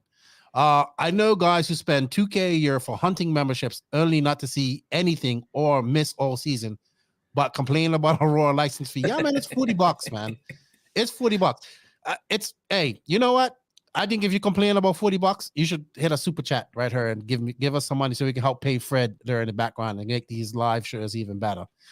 What's up, Wall Carpenter? How you doing? Let's see our offer. C-Mac, I'm gonna be honest. For the average racer in our area, Louisiana, Mississippi, I don't really see any motivation to want a Raw license. You are not alone. I get lots of people that are doing that. But you know what you can do is get involved and make that change. I used to piss and moan and bitch about Raw all the time. And people say, well, get involved. Well, I'm getting involved. I'm not out there doing what you guys are doing. I'm doing it more as a media outlet and trying to get people involved, right? It cannot happen without people taking that first step and getting involved, right? You are one man. You can't do it all. You're calling out for help. You've offered people to come up and join. Yep. The only way things can get better is if we get people in there that want to make it better, right? I get it. You have time, you have work, you have all that stuff too. So does this man too, right? Yes. So does this man, because he's not getting paid to do this. Not a dime. So I get what you're saying. If you see no need for Raw in your area, that is actually the problem that's happened in RC. That's why we have people out there going to a Raw Nationals and getting upset when rules are applied. There are no rules, and like for me, like I go like Zachary Galloway. No, it is never too late. no, You it's can never too sign late. up You the can, first day of the race. except for mini truggy and four-wheel drive short course track. Yes, those two won't be raced, but you can run e-buggy, e-truggy, and old e-buggy, e-truggy, the over 40 classes or What's up? 45, whatever they put them. D70 says, I just renewed my Raw license. I will say this. Thank you, D70. Not joining Raw does not help Raw either. It's always, what do you get, right? How about trying to help out, you know? That's what your $40 does. Lefty, save it for the sheriff's hat. Save it for the sheriff's hat. Save it for the sheriff's hat. So currently in Northeast Rep, just curious. I don't think we have a Region 1. We have Region 2, who is our Vice President, Garland. But I don't believe we have a Region 1. I'll have to look that up. I don't have the answer to that. Bryce Holmland. I've gotten in so many conflicts with new racers coming to my local Raw track, bitching about $40 membership when he or she rolls up in 3K of race equipment. Shit is what? Dude. I see people complaining about paying $5 to Live RC where they can see their races and their results, like their races with their results if they had a big race and had coverage. $5. Yeah. But that same person will have everything in that. They will have this cup matching their paint scheme. You have money to match your cup right down to your glow igniter has your paint scheme on it. And guess what? When they switch chassis every year, they have to get all that stuff changed as well. They have $500 to spend money on that, right? Because sticker companies don't give no discounts. But when it comes to helping better art, it's just like the same guy who was complaining about the cost of the pitting at the ENATs. Well, the on-road nationals, I've been doing on-road nationals for 20 years, and I only paid $20 to do this. Well, you should be ashamed of yourself because you ain't helping that track make any money. True. Actually, they didn't even charge the $20 at the paved nats, even though they advertised they were going to charge for pit spaces. They ended up not doing it. So, yeah, but for the paved nats, that man had to rent a tent, right? He had to rent tables and chairs. Yeah, and all he that still stuff. had the same cost. Yep. You know, that's Even what people don't because understand. more people showed up. That's why we can't have nice things in RC. That's why we ain't gonna have no call-ins on this show because we ain't getting no super chats. I'm gonna keep on you guys about them super chats. Let's see. Hold on, Charlie. Charlie Mack had one. Okay, the issue is Charlie Mack says CL. The issue is before you or I started, the institution should have been built up. But now everyone is saying, why do this under an institution? Exactly. When the institution set the standard for racing. That's the problem, I think, Charlie Mack, is that too many people have come into RC without that institution's influence, right? There's people that, like, I've seen people come in and be like, hey man, I went to a nationals and they wouldn't let me run my battery pack, right? Well, is your battery pack Raw approved? No. Well, that's a rule. It has to be Raw approved in order for you to run it. So maybe before you ran the nationals, you should read the rules, right? Yeah. I mean, we're trying to get rid of the silly stuff like headlights, taillights. Like those will be suggested, but they're not going to be disqualifications. And if you come up a little bit over voltage, we're not kicking you out. Like we're trying to get back to we want everybody to get on the track and race kind of deal. Martin Pillmeyer, I don't know how to say your name. Pillmeyer. How did the buggy body sneak through Raw approval? It's not against the spirit of the class. It is not against the spirit of the class. Yeah. So from what I understand about the buggy body, the person that has been fired, the first person to be fired from Roar, let that go. And because he let it go at the Nationals, it continued to develop. We've talked to the manufacturers and they want to keep it in a box. But once you make a car that handles or make a car handle, it's hard to say, okay, now we want it to drive like shit without killing a class. Hence, we got rid of the GBS2 rules because no manufacturer has made a body for the touring cars that fits that rule. And everybody assumes it's going to handle like crap. And we're not trying to kill racing. Okay. Thank you, Bryce, for the super chat. I appreciate it. I was so excited about that I had to hit my asthma pump. Spark, this is I see he's been commenting about this. This is Wes who I was talking to. He says, will Canada be broken up into a few regions? Canada is too big for one. So is Canada just all one region? Canada is all one region under Paul Parks. And they do have a region director who is involved, so that is good. But I don't know why it's not broken up, but maybe it should be. I can talk to Paul and see how often he gets from coast to coast. It's because the length of the United States. So yeah, because I mean, maybe so my argument would be maybe the numbers aren't like America in the amount of racers, but I know there's pockets and they're spread out so far. Like I know the guys in Quebec, they're a whole different segment. Then you have, I believe, where West is from, which is like Ontario and that area. That's another pocket of guys. Then I believe you have races over in like Alberta and that area as well. And then, of course, the next big pocket after that is British Columbia and that area over there. The problem is they may not have many big numbers, but they're spread out so far. So I would agree that each one of those regions should be split up and they should have a rep. Because I think that Canada's, I caught a bus from high level to Toronto and it took 3 days, right? So not only is Canada wide, it's north and south high. Even though I don't think much RC racing goes up there, up in the Northern Territories. Now, but Alaska, though, they have races up in Alaska. Do they really? Oh, yeah. I did not know that. Donald Tolbert from Alaska. So he's we had a guy from Alaska named Dennis. He was in the pits at DNC. So thank you, Bryce. I appreciate that. Where's Bryce from? Super chat. Hey, man. There's Donald. He's in there right now. Okay. See how offer says, I would gladly pay for a license, but there are no regionals that I've seen on her. So far, many of us, you can go to the nationals isn't enough. All right, so because what region are you in? Talking about regionals. He's in the Mississippi, Louisiana region. So that's part of Georgia region, right? Charlie Mack, you are my honorary regional Raw member rep in that area. What membership? What Raw region are you in? Actually, there's a map on Raw Racing that has all of this stuff as well. I don't have nothing memorized. So I think because I think Sean Harding's in that area or is the regional director, and I could have swore there are regionals. He just had a regional. Yeah, I think he just had a regionals, right? Yeah, I think so.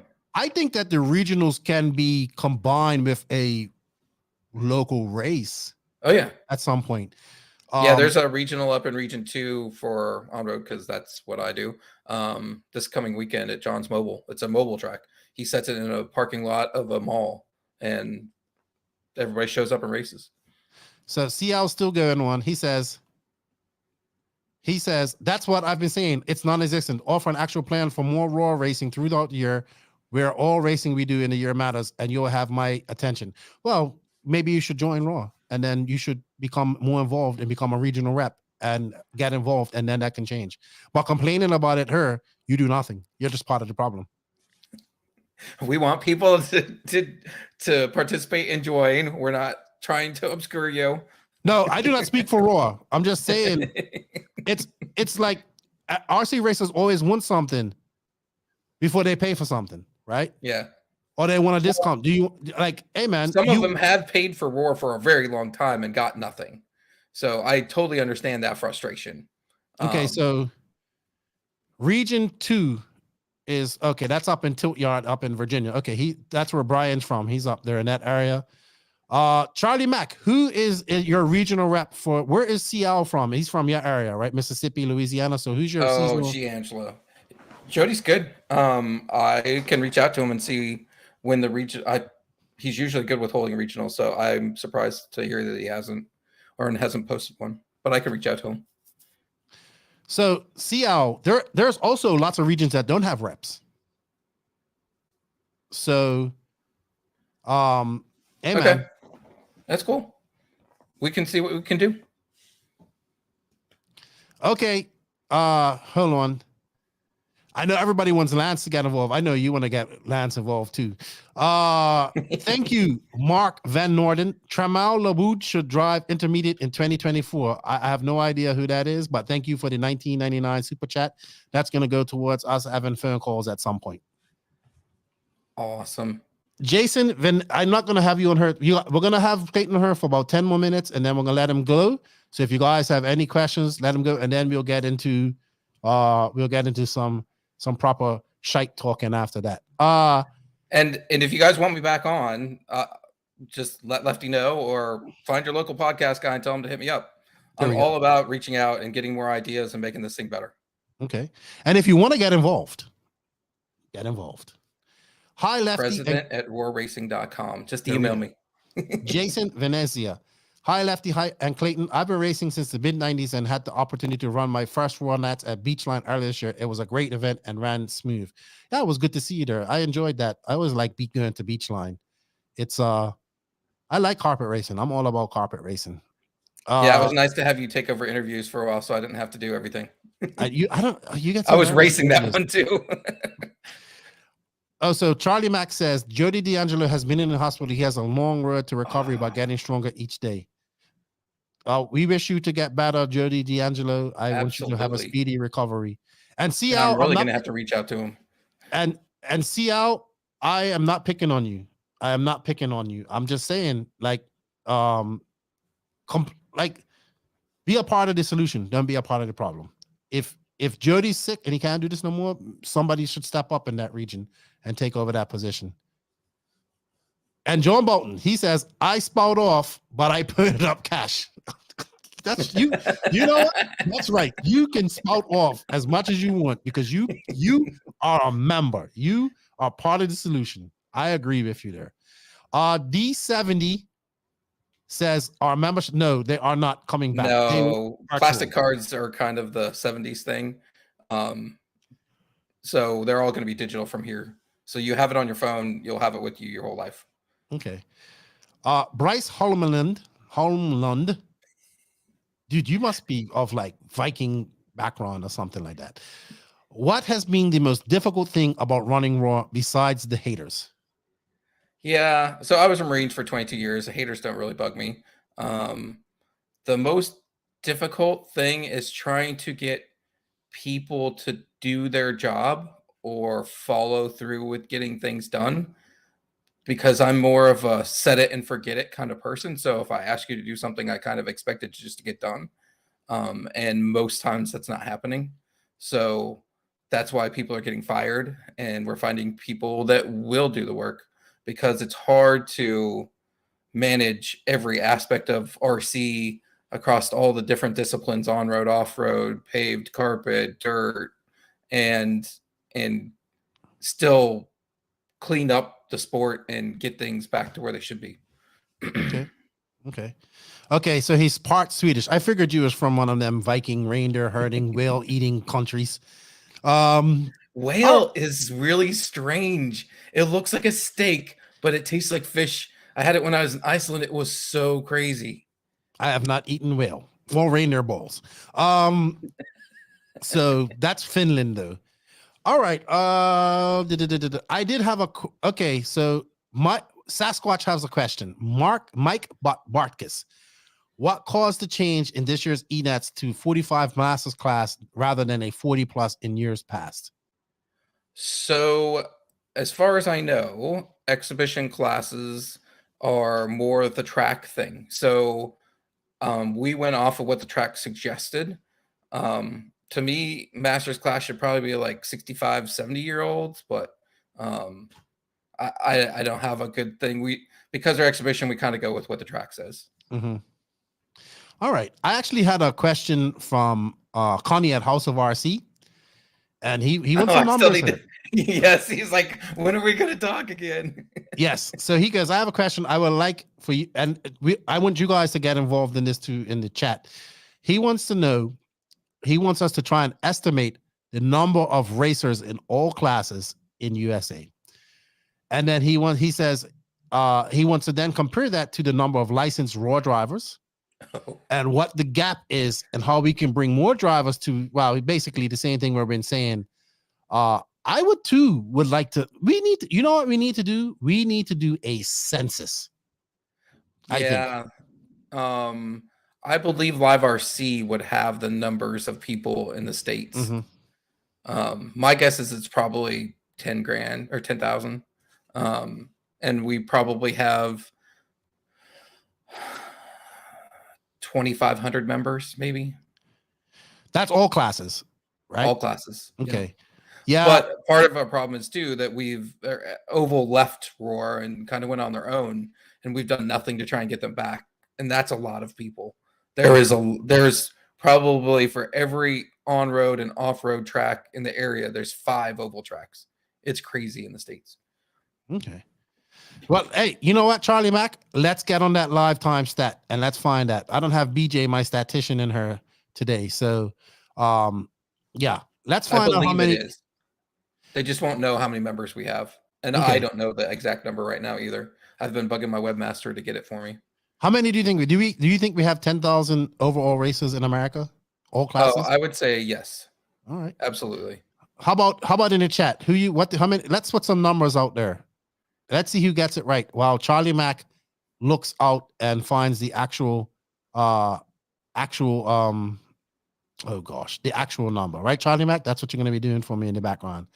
Mark Calandra, Lefty, look at my post. I can't look at it right now. I'm actually in the middle of doing this live. I will look at it in a bit.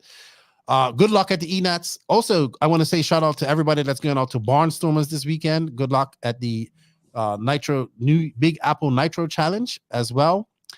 That looks like it's going to be a great race. And then, of course, we have in the Europe side of things, we have the 110 scale European Championships coming up next week. That coverage starts for RC Racing TV on Tuesday. So awesome. The Europeans actually do. So they do the I don't know if they do it this year, but they do 2-wheel drive first because they only do 2-wheel drive and 4-wheel drive. So they do 2-wheel drive first, then they do a track change, a slight track change, then do 4-wheel drive afterwards. So you have a 2-wheel drive champion by Wednesday, and then Saturday you'll have a 4-wheel drive champion. I think that's how Worlds are going to go in September. Yeah, I think it's going to go 2-wheel drive, then 4-wheel drive. Lan says last week 11,500, so not too far off. Dan Jones says, so no offense, but if you are saying there are regional races, why aren't they on the website? Because regional directors didn't tell us that they were having a race, mostly. A lot of it's on our own fault because we need to be reaching out and having monthly meetings with the regional directors, but because we're short on staff, we don't have a person to do that yet. Okay. Lance says, and this was tracks that use live time scoring that was also connected to the internet to upload it. So there possibly could be more. Yeah, than that. There probably are more. So let's give a estimate of 15,000. I would say. Yeah, that's fair. And it wouldn't surprise me if we have. I'd say 9% of drivers in the United States are not. Oh, in the United States or not? That's probably true. I think he's trying to say, I'd say 90% of the drivers in the United States.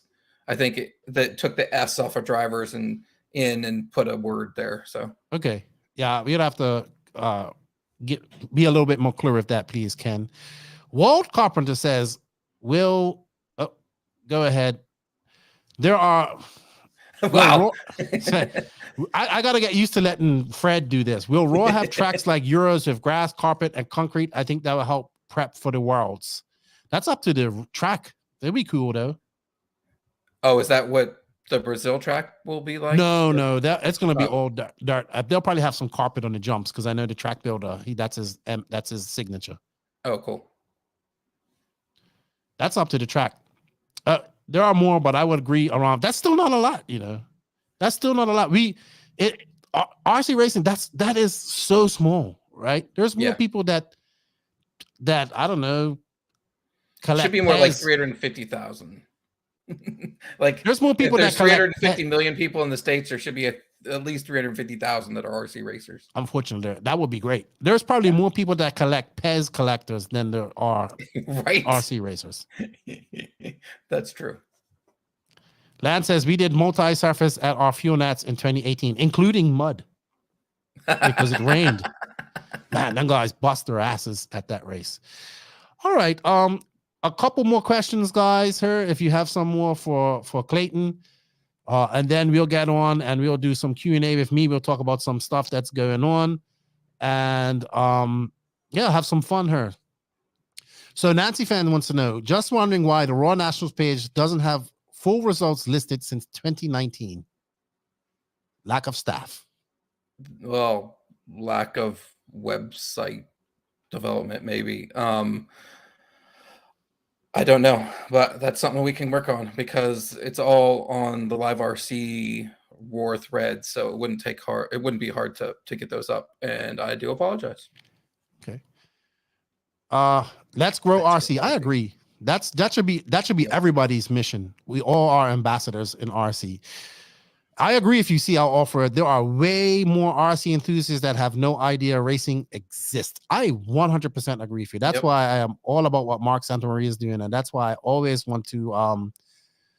We should be focusing on those racers, right? Because they have some RC experience. We should be allowing these Typhons, these Armors, all this stuff. We should figure out a way to get these racers to the track. I actually at the North Georgia Shooter, I saw Typhons. These are the RTR, Losi, ready to race ones.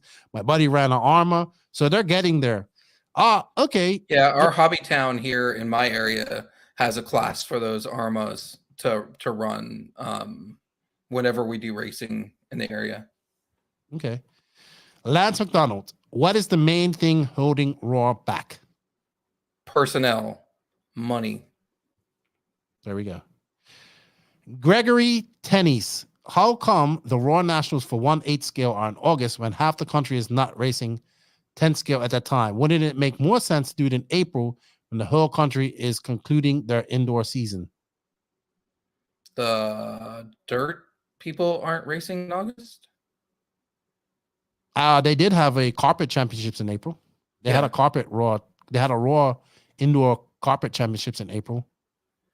Oh, maybe because it's indoor.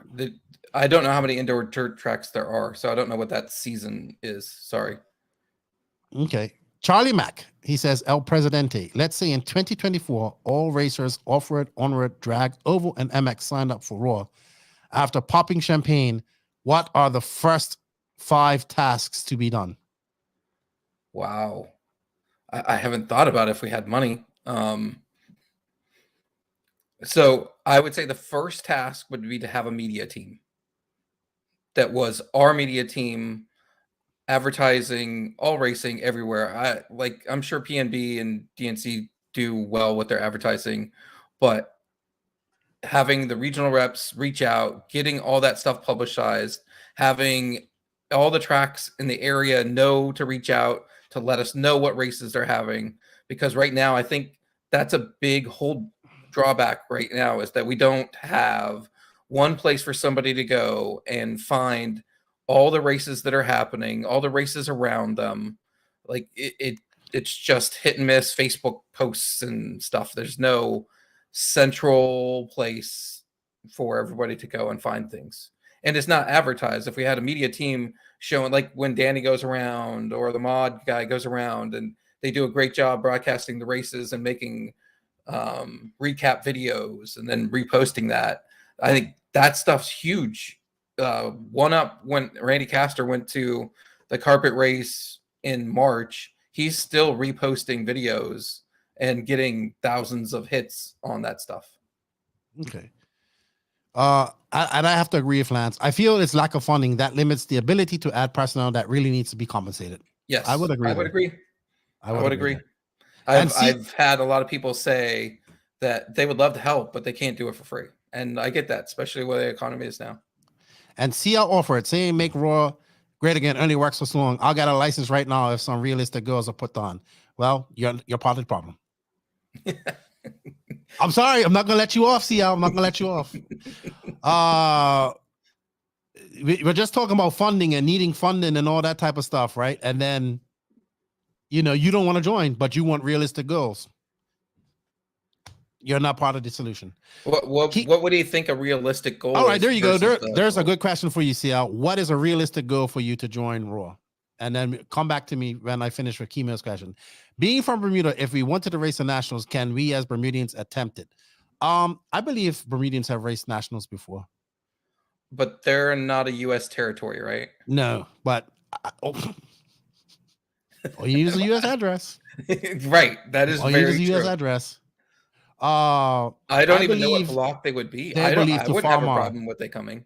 They belong to Farmar block, or actually, Bermuda might actually go on the Afro because it's a British territory. Oh, yeah. So, but I know Bermudians have race nationals, so that's fine. You can use my address, Kemo. Yeah, come on, CL. Give me a what would make you, what would be a realistic goal for you? All right. So Mike Kick says televised nationals and worlds instead of a visions race. Yes, that would be awesome. That would be expensive too. You have to know the right person. But that would be awesome. That's my goal, is to have the TV market come to us. So CL says you want investors, you need a decent pitch, right? What is a realistic goal for you? Come on. Don't answer a question with a question. Give us an example. What do we need to get your $40? What does Raw need to do to get your 40 shekels, man? Come on. Probably spend more than that just to get to the track. Yeah. How about helping people? How about helping make it better? And that is exactly the issue with RC racing. RC races are the biggest worst enemy. I want a governing body, but I don't want to pay for it. Hey, this is Lefty off the record. Mark Van Norden, Lefty. We've had Clayton on at least 3 times this year, I think. So he's been on a few times. So I think every quarter for a catch up is good. Yeah, I would agree. Every quarter. Brandon K. Powell, RC signups seem to head that direction at one time, trying to assist centralized races. Yes, I think that needs be a bit updated, though. It is kind of... It's very clunky. 80s, yeah. It's very just clunky. like text. I don't know why Nick Soto says, I don't know why people classify 10 scale as seasonal and it's mainly the races. Just race year long. And if 8 scale season only works during the summer race, that additionally to 110 scale. No need to quit 1/10 in the summer, then complain how much you're off pace in the winter. Okay. That's kind of my mentality. If you want to be better, drive better. Don't suck. So Dan Jones says, Lefty says, that's not fair. If you need money, tell us what's the first thing you want to do with it. Let's so everybody wants a realistic goal. What would be something? Goal would be to have enough money to have our media team to be able to be at these races instead of Live RC sending, the 2 people they send, but be able to go not only to our races, but to all the rest of the races around the region. So we do driver interviews, we get the sponsor shout outs, we do all this stuff to spread this around the country. Get pictures, go around, do pit walks, all that type of stuff. All right, there's a goal. See how? There you go. There's one goal, because that costs money, right? That costs money. And I don't have ghosts. It's a cat moving the pillows in the background. Gorilla Speed, does the other international sanctioning bodies have paid people? I believe each sanctioned body has somebody that's paid. I don't think Afra is. I think Afra's in the same boat. They're not paying everybody. Yeah, I don't know how they work, but I know over in Europe, the countries actually give money that helps support the stuff over there. So it would be like the government giving us money, which we don't get. So Danger says, how many members do you need to start that? So let's say to do a race, probably 4,000. So 100. All right. CL, I gave you a reason, buddy. How bad do you want my I can race about. That's the way the things are currently. You are right. You are absolutely right on that. Andrew Bishop, we did go over why the decision because of the low entry count. So he wants to know wondering why the decision to remove the classes at the 8 scale ENATs given low entry count already. Yeah, pretty much because of the low entry count. You can reiterate that real quick, Clayton, because I don't believe he wasn't on her. So we had 3 people in one class, and there were 5 registered, but it was getting ready to drop to 4 in the other class. And so the decision was made without at least 8 people in that class that we would cut them out before people showed up and packed up and brought stuff that they didn't need. Okay. So Lance says he disagrees. Media is not Raw's #1 pressing issue. This is something I've heard Lance say. What would you say would have to happen, Lance? I can't remember what you said, but I think that so just for people to clarify, is what he wants, what Clayton wants is so see how the quality of the event, the coverage was at the Fuel Nationals? It was good, right? Because they had the people there, they had, all that type of stuff there. He wants that for every national. Right. And we've had Live RC step up their game, but we didn't have Dany or Keenan. Like they showed up to some of the races, but they weren't like paid to come. So like to have the money to be able to get all this production done right. Or done at all, instead of people take a picture with a cell phone and try and post stuff. So I'm open to whatever Lance has as an idea that is the best thing too. So, okay. Why don't all the tracks and races require Raw membership? Wouldn't that help increase membership and affect increasing Raw revenue? Yeah, that's ideally, exactly right. If all tracks were Raw members and they required all their people to be Raw members, there would be no problems getting paid people on the staff and having enough money to have free races and all kinds of other stuff. Okay. All right, Marshawn, we're gonna. Oh, it's 10 o'clock. I've kept you on for 2 hours, President. To get investors, go after athletes and entertainers who have RCs. Don't remember who right now, but I've seen RCs at Major League Barks running in the outfield. Maybe it was Mike Trout. So we do actually have an athlete. Ben Wallace. Yep, is a active on-road racer. I've tried to get him on this podcast for many years. I almost got him on there. I'll be honest with you. These guys probably just want to race and not be bothered. But I will say that Ben Wallace has been probably the most active big name that we've had. Oh, yeah. You know what I mean?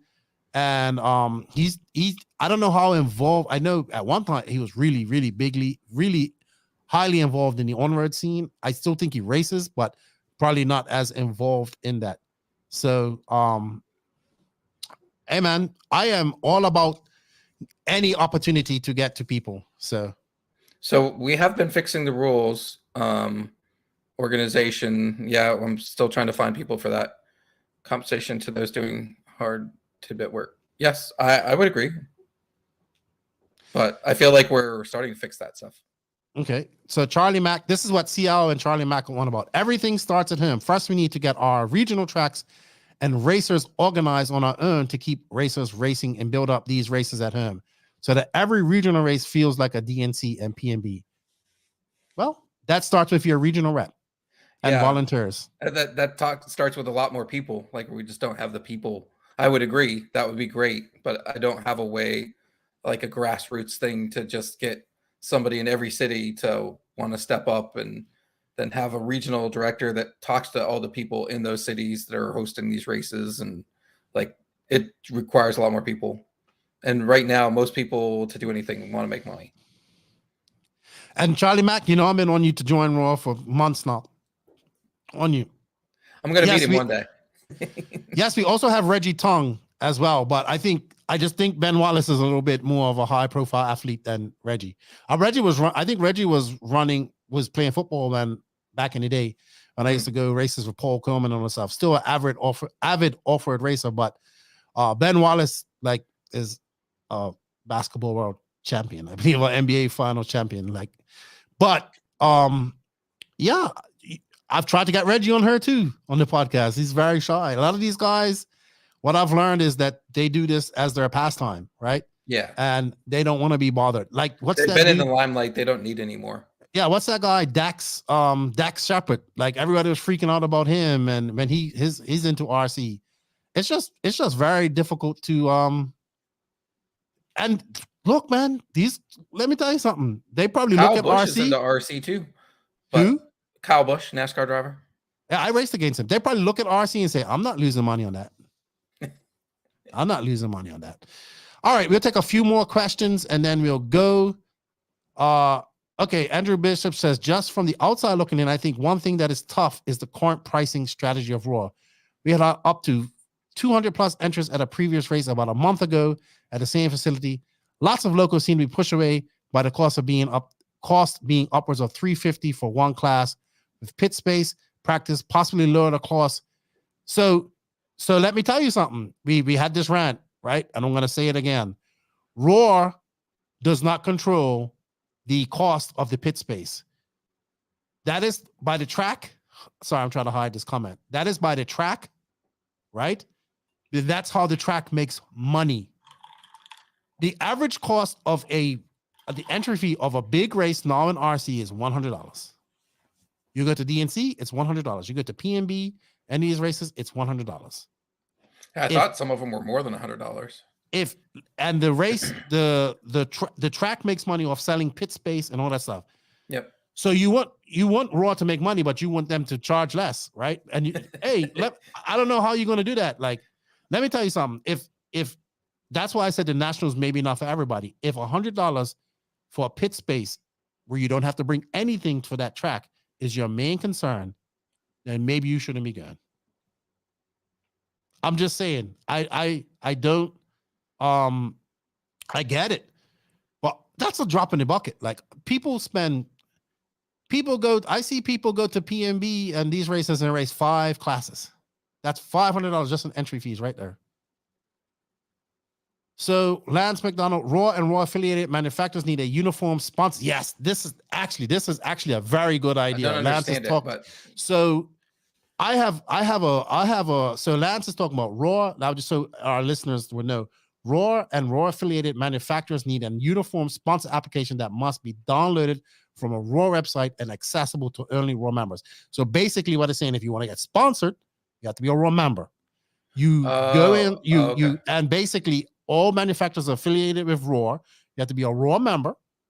And this will also be Raw, you would have a generic sponsorship form that you fill out, right? And he was telling me about it's a really great idea because we've always been talking about how to get more control of the current sponsorship game, right? Mm-hmm. And he believes Raw should be involved in that. I think he can iterate a little bit more with that comment, but he's told me plenty of times, and I agree. No Raw membership, no RC sponsorship. Mm. Right now, for the big drivers, the sponsors pay their membership stuff anyways. So is Raw a non-profit? Marshawn wants to know, is a yes. tax reduction. Okay, There we go. All right, Walt Carpenter, I'm going to hit on this because I just had a LiPo fire. Check out my Facebook. I was just charging a LiPo that could have probably had a LiPo fire. I saw that. While I was doing this. I think manufacturers should give LiPo bags with their batteries. Or maybe you should buy LiPo bags. Yeah, I don't know. Like, I go through so many batteries, I would have so many bags. I don't know how expensive they are to a manufacturer, but.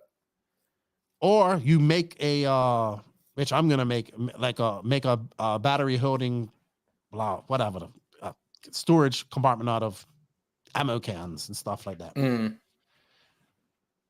All right, CL, let's get one more point because we ain't got your $40 yet. That brings CL Offroad. That brings another point. All these different manufacturers, promoters, tracks, regional directors, all typically working against each other. Why can't the industry work with each other? You know what? That is the first comment. I agree with you 100% on CL Offroad. 110%. I think some of them work together, but most of them are only worried about their self-interest. I'll tell you why. because there's too worried about trying to pick up one or two guys off that are skipping off sponsorships at a big race. That's why. That's why if you put some rules and regulations to sponsorship, be a raw member, have a generic application that you can fill out. People, but like make some rule. If you don't see out your contract, then you get some sort of punishment. You get blacklisted and don't be able to get a sponsorship for the next couple of races or couple of months or whatever. So I'm just saying. All right, so this gentleman, Andrew Bishop, is talking about Rumble Room. We had 204 entries, and we're now not clearing 100 at the same facility. Even with more pro drivers, others traveling even farther, if we could pull the same crowd, we already went over that because it's e-nationals. Yeah, I don't know if that was just an electric race or if that was a nitro and electric race. Yeah, because it's just e-nationals, and for e-buggy, for the e-nats to be great, it's going to need nitro racers to join it. That's why we if you kind of missed the beginning of this, Andrew, he was talking about my thing is that the e-nats always suffers with entries, right? It's not just to run whatever. I look, $100 for pit space is not why people are going. The reason why the e-nationals isn't getting the entries that they want is because no nitro guys are going. So Roman Room had both nitro and E classes, so it's different. That's what the E nationals just need to be. There just needs to be a 1/8 scale nationals, in my opinion. Yeah. What is the annual fee for a track to maintain Roar membership? I believe it's $100. It might be $200. I would have to look it up. I know they changed it right before I became president, so I don't know what got changed to. Okay. All right, so we're gonna take a few more questions for Clayton, so he can go, and then we're gonna go into some hardcore.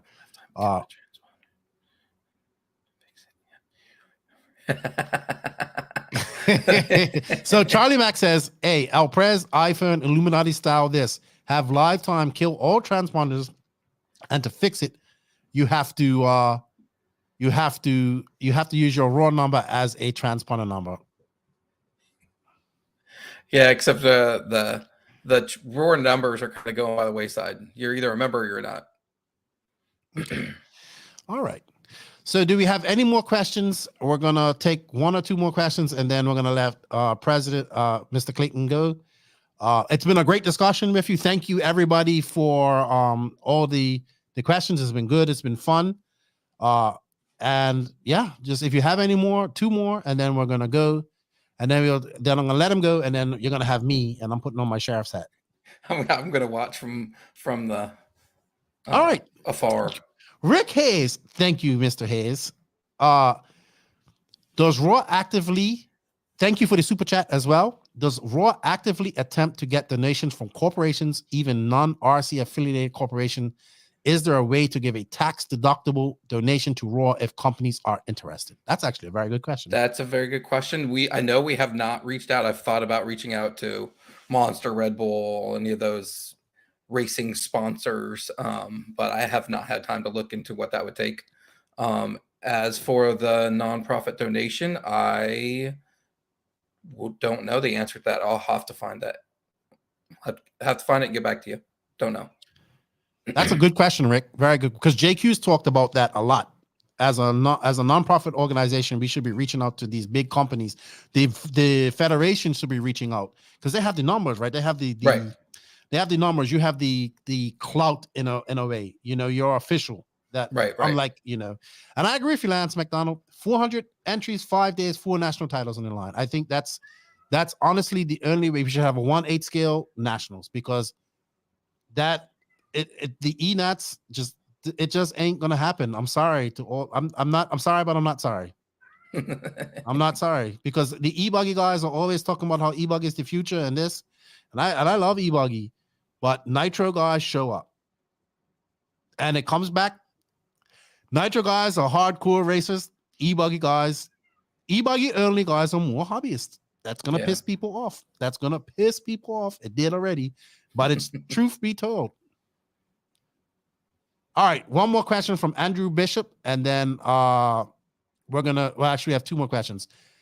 Have Raw plus tracks possibly tried another method to split profits? I see a lot of frustration between track owners and large sponsors, since the sponsors such as a Raw make a lot of money while the tracks are left with not much left over after a big race.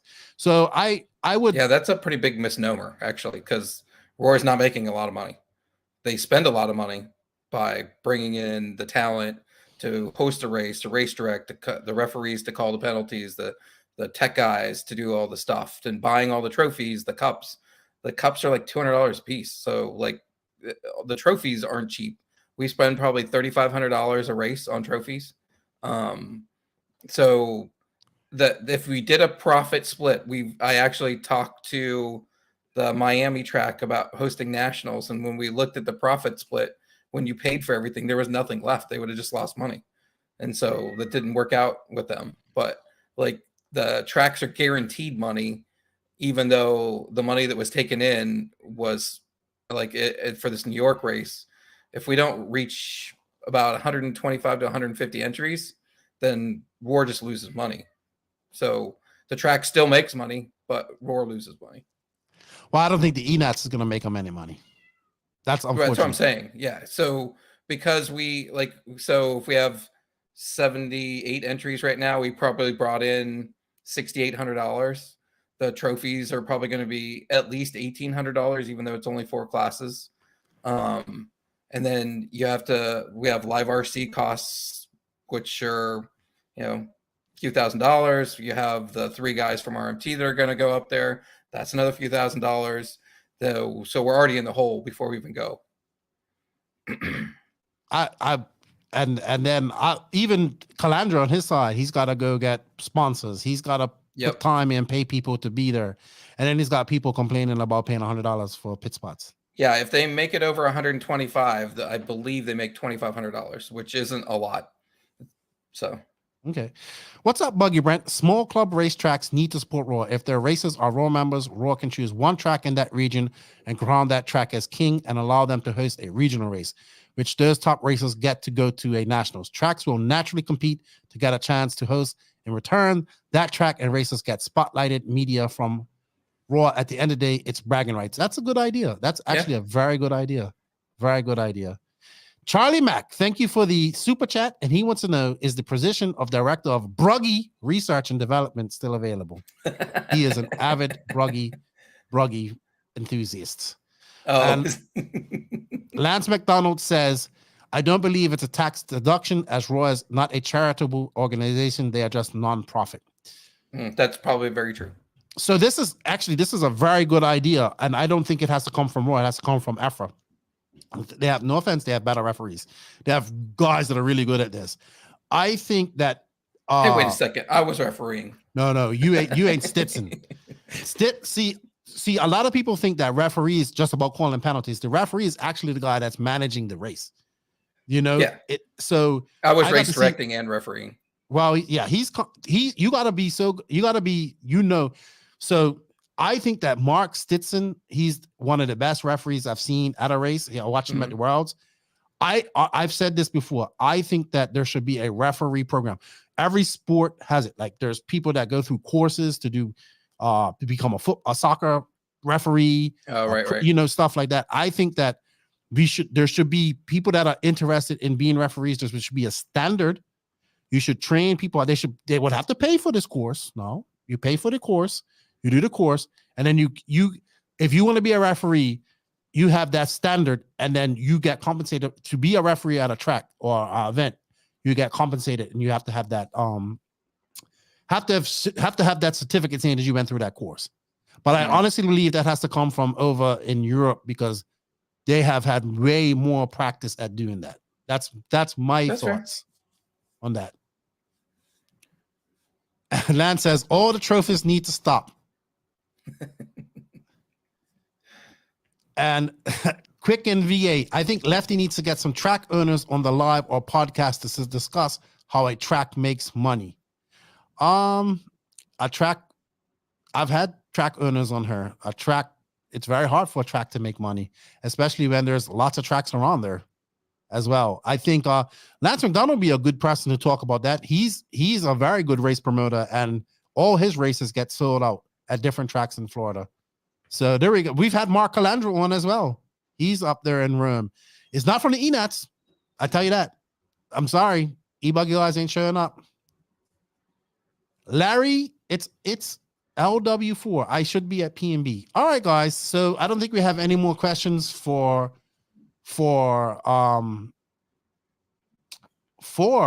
Clayton. Let's see. Ken Calhoun. If you're running an event, you shouldn't be allowed to race, but you give the event your full attention.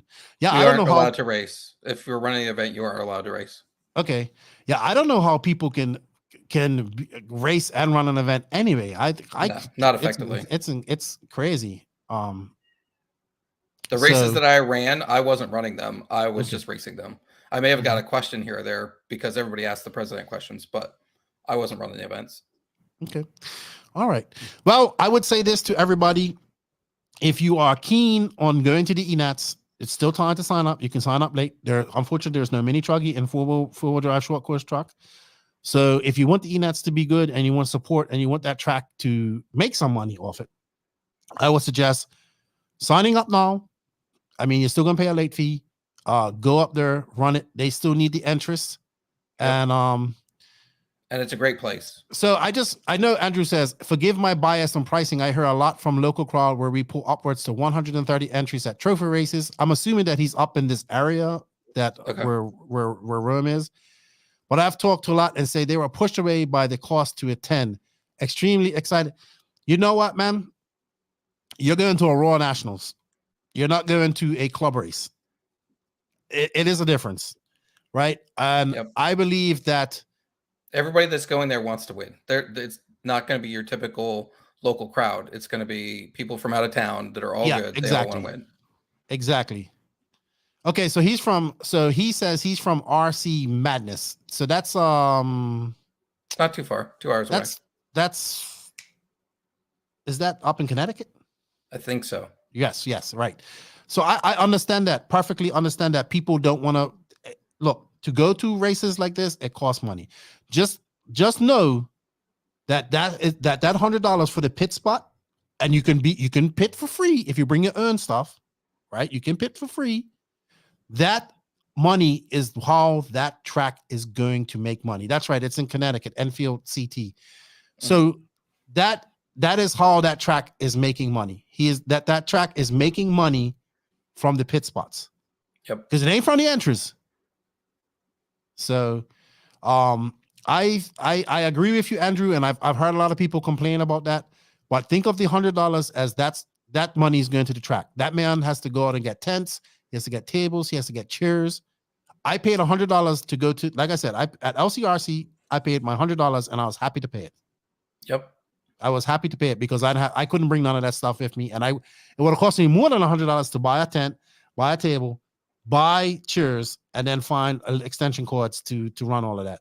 So just know that that's happening. I 100% understand why you feel that way. And I understand that the fees are $100, but you are going to something a little bit bigger than your local race.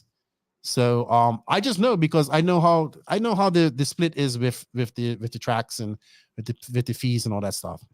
Clayton, thank you for your time. I know you have to go work tomorrow. I'm gonna geek out on RC with people for a little bit here. Thank you guys for all your questions. What's up, Jonathan Curse? How you doing? Don't go anywhere. We're gonna hang out for a little bit after this. And thank you, Fred, for your time. I know it's getting late down there in Brazil, so you can go if you need to. Everybody say thanks to Fred. He's done a great job of bringing up the comments, and he's 1 hour ahead of us, so it's now 11:20 there in Brazil. Oh wow! I look forward to seeing Fred in Brazil next year for the World Championships. Thank you, Mr. President. If you guys have any questions, if you want to volunteer, if you want to become a part of Raw, hit this man up. Hit up the Raw Facebook page. Hit him up on Facebook. Contact him at president@rawracing.com. Yes. Thank you, everybody, and thank you, Clayton, for your time. I will talk to you at the next race. All right. Sounds good. Okay. Bye-bye. Thanks, everybody. All right. So, Fred, if you want to go, thank you for your time, Fred. I greatly appreciate it. It's time to get into the nitty-gritty of Lefty's off the record. I'm not going to be on too long tonight, guys. So if you guys have any questions, if you anything you want to talk about, give me a second because I have to pee and I have to put on my my sheriff's hat. So get those questions ready. I'll be right back in 1 minute.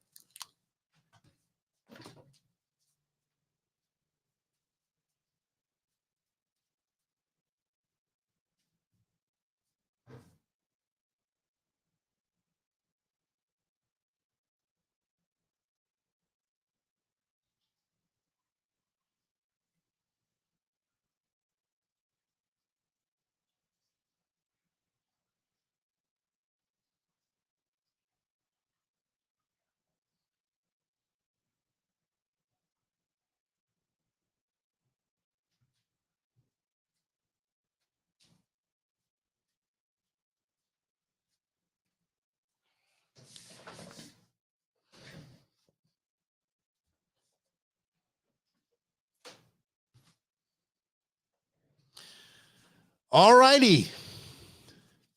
So, what are we going to talk about tonight? Let's talk about Tyler Jones getting a Sparko car. Just found out who's importing the Sparko car up at Power Hobbies up in Jersey somewhere. So it looks like that. I don't know what to think about that. So, well, it goes 2 hours. What's up, everybody? I'm surprised you're still on, Lance. It's 10:24. I thought you'd be asleep. Thank you guys for. I did not wash my hands, Charlie Mack. I did not wash my hands. It's me, and I'm only her. So, you know, how does Yoda if it's? I don't. I just use my right hand. I knew those jokes are gonna come. All right, so let's get some topics up here. So LW4 says, here's a track owner interview. Jamie Tenney's from Trackside Hobbies up there in Wisconsin. I'll check that out. All right, so Power Hobbies is gonna bring the Sparko car. We have a lot of chassis coming out now. The Sparko car. I heard that the Ming Yang car is coming to America, which is the HB copy, or they make the HB. We had the HB car coming out here shortly as well, the new one. So that's going to be interesting. We've seen some videos of the Pro Moto X on the track. Not the best videos, I would say. But we've seen them out on there. So yeah, what are we guys going to talk about besides me going to the bathroom?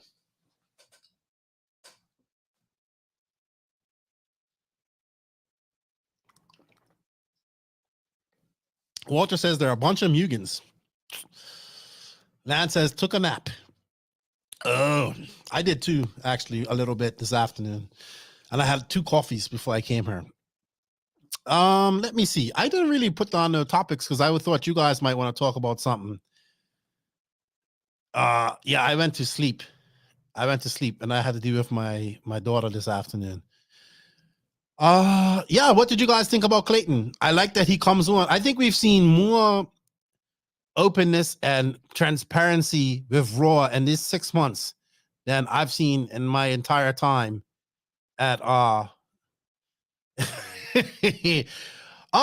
would have to. So Kevin Thompson says the ENATs will be a failure because the electric crowd doesn't travel. I have to agree with you there.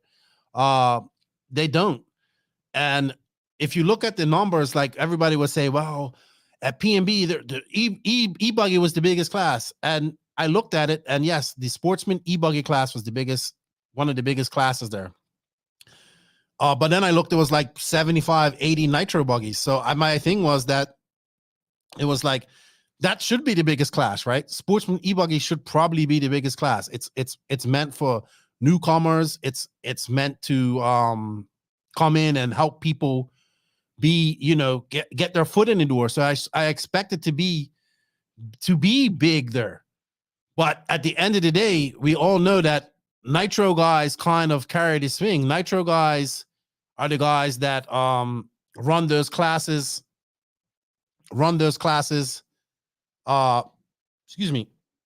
as like extra classes. So that's why I just feel like having I know there's a few, like Andrew would say, I highly disagree, because I'm coming with the electric crowd. Just in NE alone, many drivers will travel 6+ hours for a well put on race. Yeah, but at the same time, right, Andrew, I know guys that live in New York that are e-buggy only guys are not going to this race.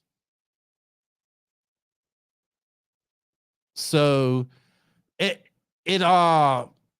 kind of, that's why I think it just needs to be 1/8 scale nationals, e-buggy, e-truggy, nitro buggy, nitro truggy. Just have it, knock it out in one shebang.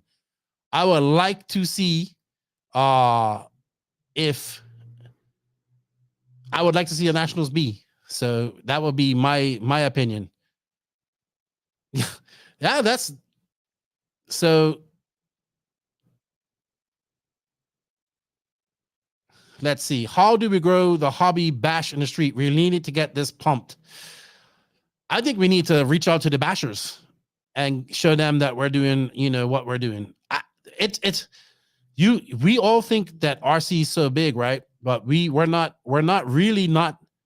out there enough, right? We said we maybe have 15,000 active racers.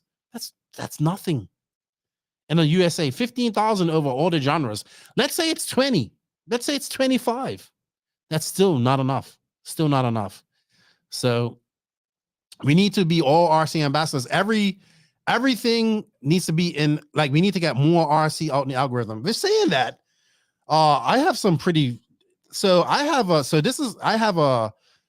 video of Little Bump, a reel of Little Bump doing 2 laps at the North Georgia shootout. 3.5 million views so far. I didn't even know it was going viral like that. And then, sorry. Then on my TikTok right now, this is what's crazy. On my TikTok, I posted that gate star from RCGP at Badlands, 2,888K views on my TikTok. And on Instagram, it got me 300 subs in 24 hours. That's crazy.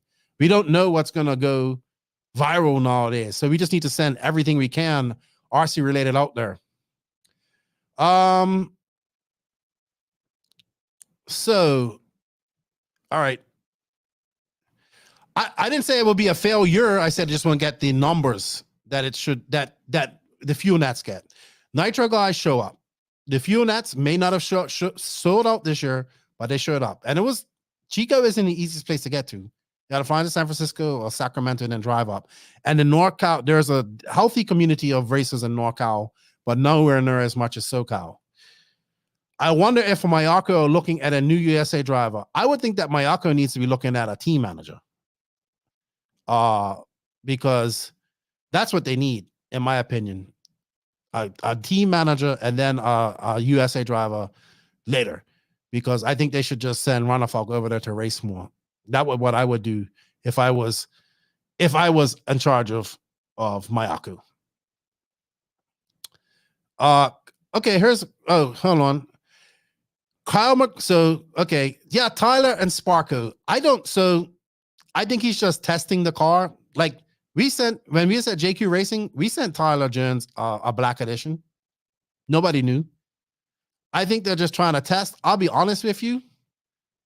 I like Tyler Jones, but I think that ship may have sailed. I think he probably needs to get back and go out there and make some A-mains, get some results. But right now, he just hasn't got those results to warrant him being a paid driver, in my opinion. I like him. I think he's fast, but he hasn't lived up to that win that he got at PMB back in 2019. So I think he can test all these cars. I just want to see him get results, right? I want to see him perform like I know he can perform. But while he's not, there's all these other young kids coming up that are getting faster, So, yeah, I don't know. Kyle McBride looks to be, Matthew Lawrence. So Kyle McBride looks to be privately backed by OZRC here in Australia.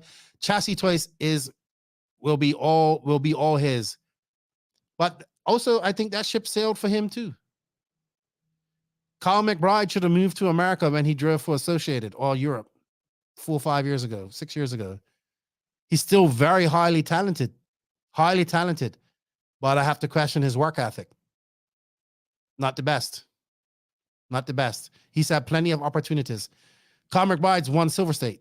done well at relay races, made multiple world championship A-mains. I think he's podiumed a few. But if I think the biggest thing of Kyle McBride was he needed to get out of Australia. He needed to go to America. And we've talked about this on the podcast a lot. Now he's just taking whatever deal he can get. I believe he might be working with OCRC, but I mean, he's just going to end up being an Australian fast guy. Will they send him on a world tour? Will he be competitive on a worldwide stage? He would have to get out of Australia. It's unfortunate because as another one, I like Kyle. Has all the talent, way more talented than Tyler Jones, and he just never. I think he needed to go to America at some point or Europe and live there for a while and race, right, and just be around those fast guys. So that's my thoughts on that, Matthew. Still like him though, but I think Alex Bernardzac beat him a few times in Australia, and that's either another one. Alex, he's another one. If he wanted to take this seriously, he would have to come out of Australia and race. Mark Van Orden, all the current big races, PNB, Silver State, etc., do not hold separate events. Raw should follow. Yeah, but they have separate races. So PNB has, it's one of 5 full races. So Dave has Southern Indoor Championships. He has Psycho Nitro Blast. He has Wicked Weekend, which I'm going to next in 2 weeks' time. And then he has AMS coming up here in November. So it's it's different, They also have Sportsman and Intermediate. And they also have E-Buggy and Truggy and all that type of stuff. If that's what you're talking about. If you're talking about the difference between A and B. Donnie's dad, trophy chasers that run Sportsman are not going to a national race. Too much competition. I have to agree with you. Cody Wildgas, the answer is to stop doing nationals as regularly. Maybe break North America up into Northwest, Northeast, Southwest, Southeast divisions for yearly, and do the nationals with the top half a quarter from each biannually. But that's hard to do because the nationals qualify you for the World Championships, which are every 2 years. So I believe the nationals the year before is what qualifies you for I love the nationals. Why would we not want to have them every year? I think there should be a Worlds every year. I hate that it's every 2 years, to be honest. Lance McDonald says your electric only races as a whole are more budgeted races and will have a hard time to justify cost of entry. I 100% agree with you. I do not disagree with you, man. They are, and that's fine. It's nothing wrong with that. They come, those are the races that are at your local tracks. They do a lot of club racing. That's perfectly fine. That's perfectly fine. I don't see anything wrong with that. I will 100% agree with you. And as Kevin says, he says, Mark, I wasn't bashing on your event. He says it's just historically been a low entry.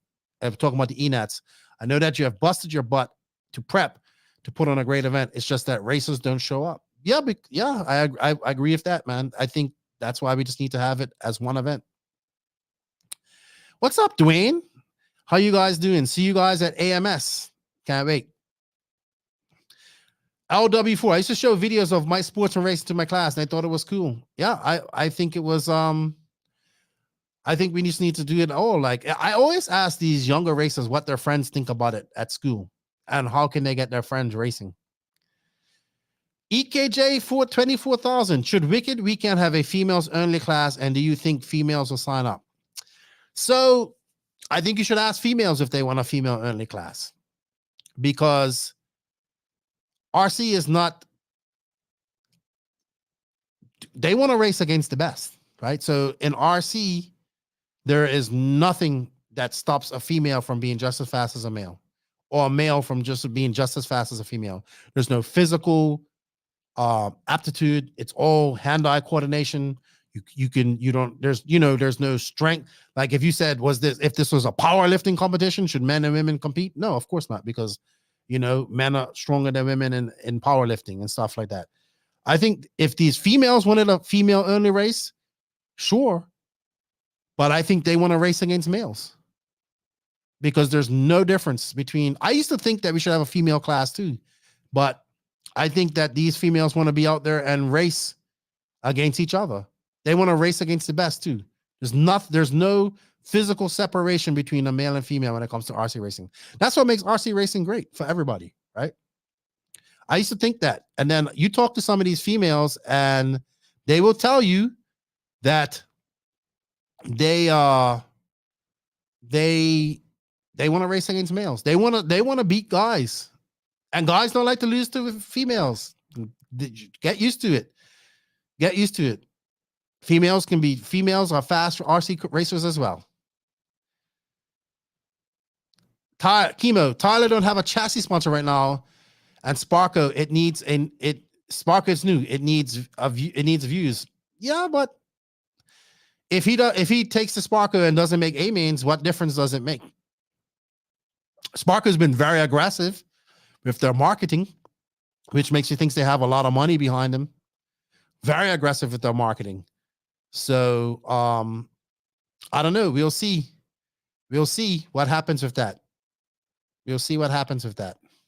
The sheriff is brutal. I'm not too brutal. I was brutal earlier.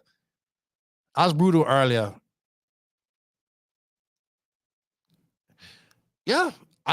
And you know what? I guarantee you. So Travis Harrington says, I vote for CRC for the Nitro Nets. And I guarantee you, people will go. People will go. People will fly from all over America to go to that race. I know I'll be there. Martin Pillmeyer. Excuse me if I'm saying your name wrong. If you want to attract bashers to race side, the format has to change. Being at the track for 5 to 7 hours, a total of 30 minutes of driving is not going to excite new people to come try it. Less classes, which equals less investment, equal higher probability of getting bashers getting the bug. Are we talking about club racing? I definitely think that we can I would accommodate them. So if a basher, I would say have a basher class or a novice class. So if that driver shows up with an Armor or a Typhon and there's put them all in one class, let them all race, let them get a taste. Go out there, help them, turn marshal for them, go over to them and ask them about their cars. It takes more than just that. We have to be ambassadors to them. Stop being these introverted RC nerds. Go up and talk to these guys. Make them feel welcome. They too have to ask questions as well, but they have to feel comfortable asking questions. What are you talking about, Walt? Mugen OG Horror back? Horror ship sailed. Horror was fast in the early 2000. That he's like horrors are like I don't understand. One thing I don't understand is when an older RC guy comes back, people get so excited, right? That guy's time was up. His time was up. Horror was extremely fast, talented driver. He's bounced around from chassis to chassis. Has he gone back to Mugen now? So he's left Infinity? I don't know. I haven't really been following. Let me know, Walt. I don't know what's going on with that. Matthew Lawrence, yes, correct. Works there. The offer was there from Cav to, I believe, to go to the USA. Oh, he's talking about Colin McBride. Yeah, he should have done that back in when he started with Associated, man. I think he would have been he would be like that like Colin McBride's so fast. Like, I think you guys, he is so talented. I've had the privilege of watching him race, and he is fucking incredibly talented. Like, for a guy that didn't travel much or get to race around people of equal speed or faster, it's amazing what he was able to do. I don't know if he can still do it. I hope he does, but we'll see. I have no idea what you're talking about. You're talking about Horrorback, Nitro Challenge. I'm lost. I'm sorry, man. I'm sorry. Empire RC, Lefty, are you going to AMS? That's the plan. We'll be doing a waffle for that next month, I believe, to raise money to get me there. So, Walt, what are you talking? Oh, he's talking about OG stuff like RC Pro Series cutting into Roar. I remember RC Pro Series when Carlton had it. Andrew Bishop, you know what would be great for RC, in my opinion? A rental ride class at all track. I agree. Allow families to come up and try cars for the night, such as a slash for, say, $40. Race entry plus repair fees if needed. Think of go-karts. Not many will buy a full race go-kart before running a rental kart at a facility. They don't have to spend $2K to find out you don't have interest in this hobby. I agree. There's lots of tracks that do that. They have rental rides, and they people get involved in it. I think spec slash is an excellent way for people to get involved into RC on the cheap and easy. Very good. I 100% agree with that. I have no idea what you're talking about, Dan Jones. That's one race a month in a 5-month season. No idea what you're talking about.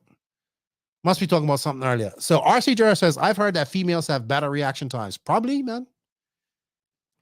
I know my wife's reaction to going from normal to angry at me is extremely fast. So if her hand-eye coordination's like that, then I'm in trouble. And you guys in trouble, because that woman can go from lovey to telling me I'm the devil's child quickly. So if her hand-eye coordination is as quick as her brain thinks switches on me, then she can beat everybody. Charlie Mack, to get people into roll, we should probably use the old RC Pro method that Peter had.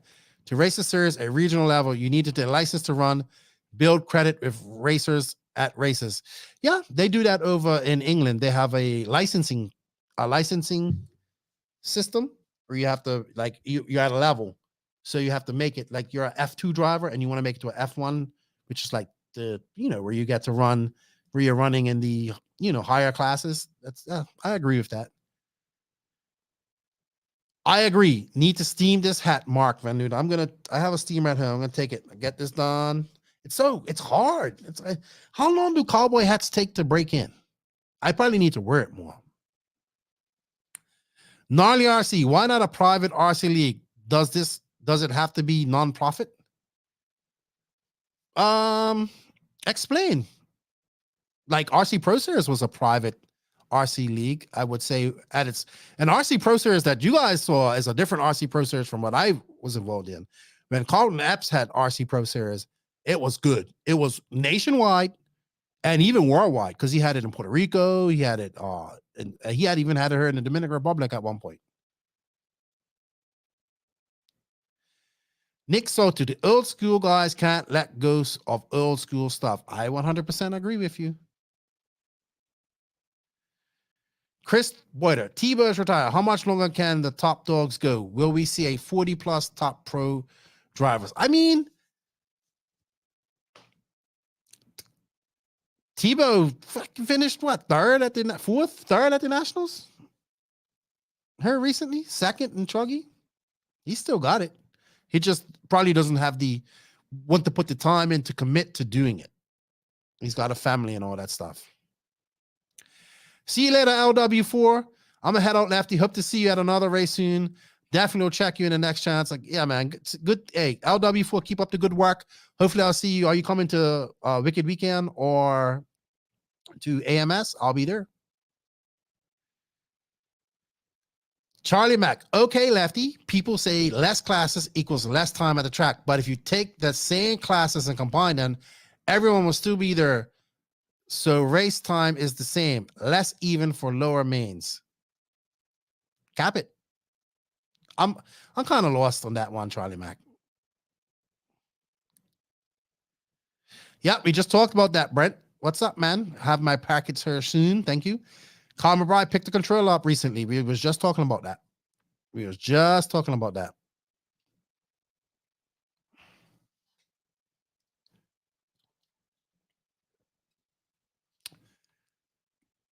Nick Soto, till they feel like stopping RC, isn't that physically taxing? No, not taxing at all. Term marshalling is. Quick and VA says, Adrenaline does SCT rentals. You can also rent the track for private events. I believe Beach RC does that too. So Brent actually, at Beach RC, during the peak season, like the high season in South Carolina, because it's down there in Myrtle Beach, he advertises in the hotels and stuff. And he says he gets a lot of people that come in and they rent, as part of being there on a vacation, come in and rent cars and go on the track. And then a lot of them leave with cars.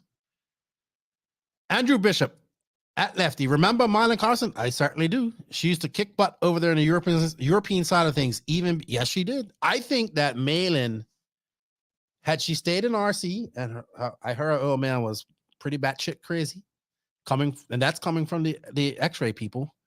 I believe that she would have been the first I know we have Jessica Paulson, but this Malin Carson was faster, right? I think she would have been the first real female pro RC driver beating these guys. She probably could have been a European champion. But all that bullshit that went on, that was all a whole bunch of bullshit. Bullshit. I gotta say bullshit. Walt Carpenter. He says, Lefty, it's happy hour here in Louisiana. Like the motorcycle deal. I like the motorcycle deal, but I think they may hurt marshals. They don't turn sharp. What do you think about that? I think e-buggies and e-truggies are the silent killer, man. Them things are so quiet. Whew, I do not want to get hit by an e-buggy or e-truggy. Yeah, I don't think them bikes go fast enough. Yeah, and they got that big tire. They definitely don't turn great. Lance McDonald, nonprofit is intended to keep it honest and transparent. Unfortunately, that stopped six or so years ago. Okay. I wish. At Silver State, 40 plus is packed with lots of good drivers. Yeah, I mean, 40 plus is a very highly competitive class. There's lots of guys out there that race it. And yeah. It's like one of the biggest classes in RC, right? Mike Kaz, they should have a class for stick controller Nitro buggy class. Well, I mean, Little Bump, and it will be Little Bump versus Davide Angara and all the Europeans. So I think Little Bump is the only driver I have seen in America using stick control. But over in Europe, it's quite popular. Charlie Mack at Lefty, i.e. entries in expert 10, open 10, sportsman 10. If it's all one class, that's still 30 people.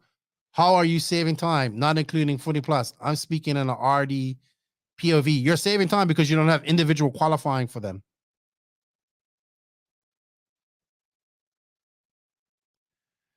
So you don't have a sportsman qualifying session. Or individual races for them. I don't know. I'm getting tired.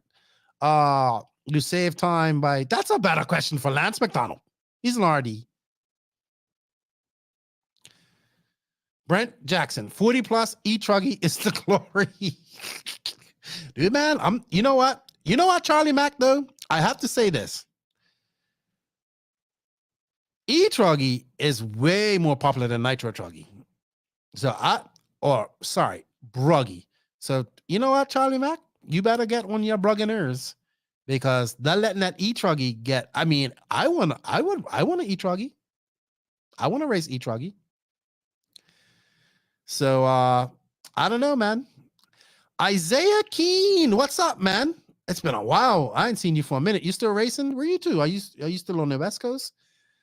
Left, appreciate your time. Man, thank you for joining me. I enjoy these lives. I wasn't planning on doing one, but yeah, I thank you. Thank you, Lance, for joining. You had some great points, especially about your sponsorship. Thank you. And he says, Lefty and everyone, really enjoyed the live night. Have a great night. Keep it rubber side, Don. See you in a couple of weeks, Lance. See you in a couple of weeks.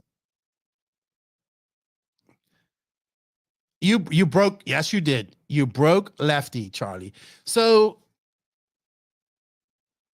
you're going to have to call me. And right now, I can't think of this. What you're really trying to say. I think that's my issue. Fred's been gone. Sorry, Fred left a few minutes ago. Thank you, Fred. Thank you for your time. I appreciate it. You was a great help today. Wall Carpenter. Hey, Lefty, you rock. I'm going to get Charlie Mack at Bring the Heat. Yeah, that's coming up soon. I know. I asked JQ, Charlie Mack. He never gave me he's right now, he's pissy Q. He's all pissy right now. So I limit my talking to JQ. He's supposed to interview me next week. We'll see. Why is my computer flashing? Something's up. Something's not good right here. My I'm back. There we go.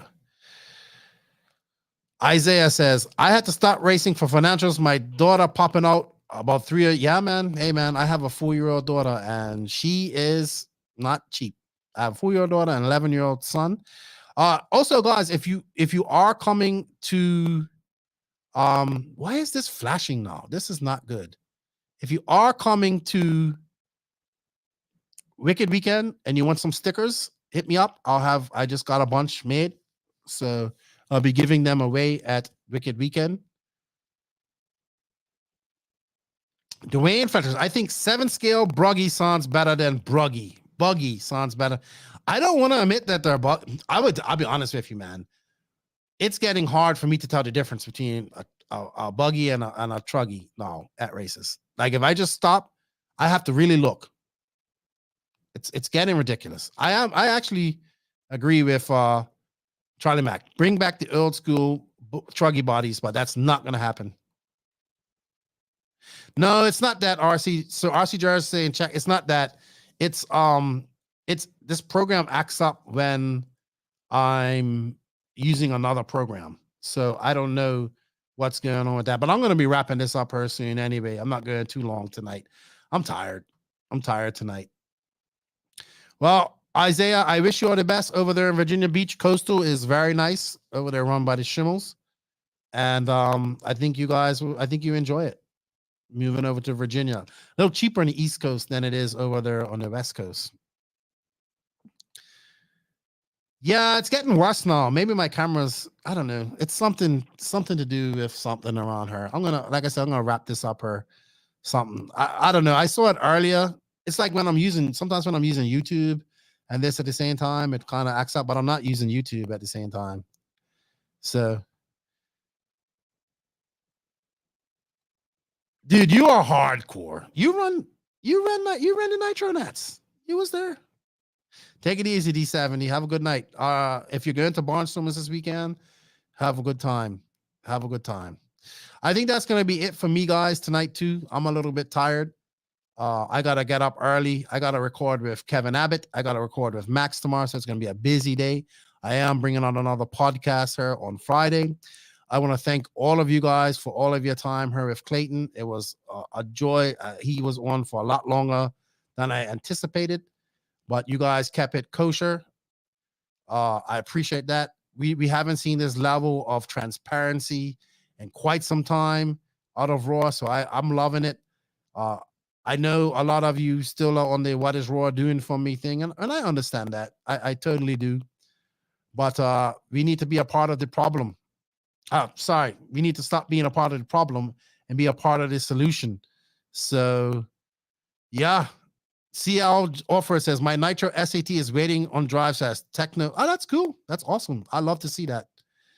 Mike Petroselli, we need to see you at the Big Apple. Maybe next year. I've been talking to Rohan about that for the 10th anniversary.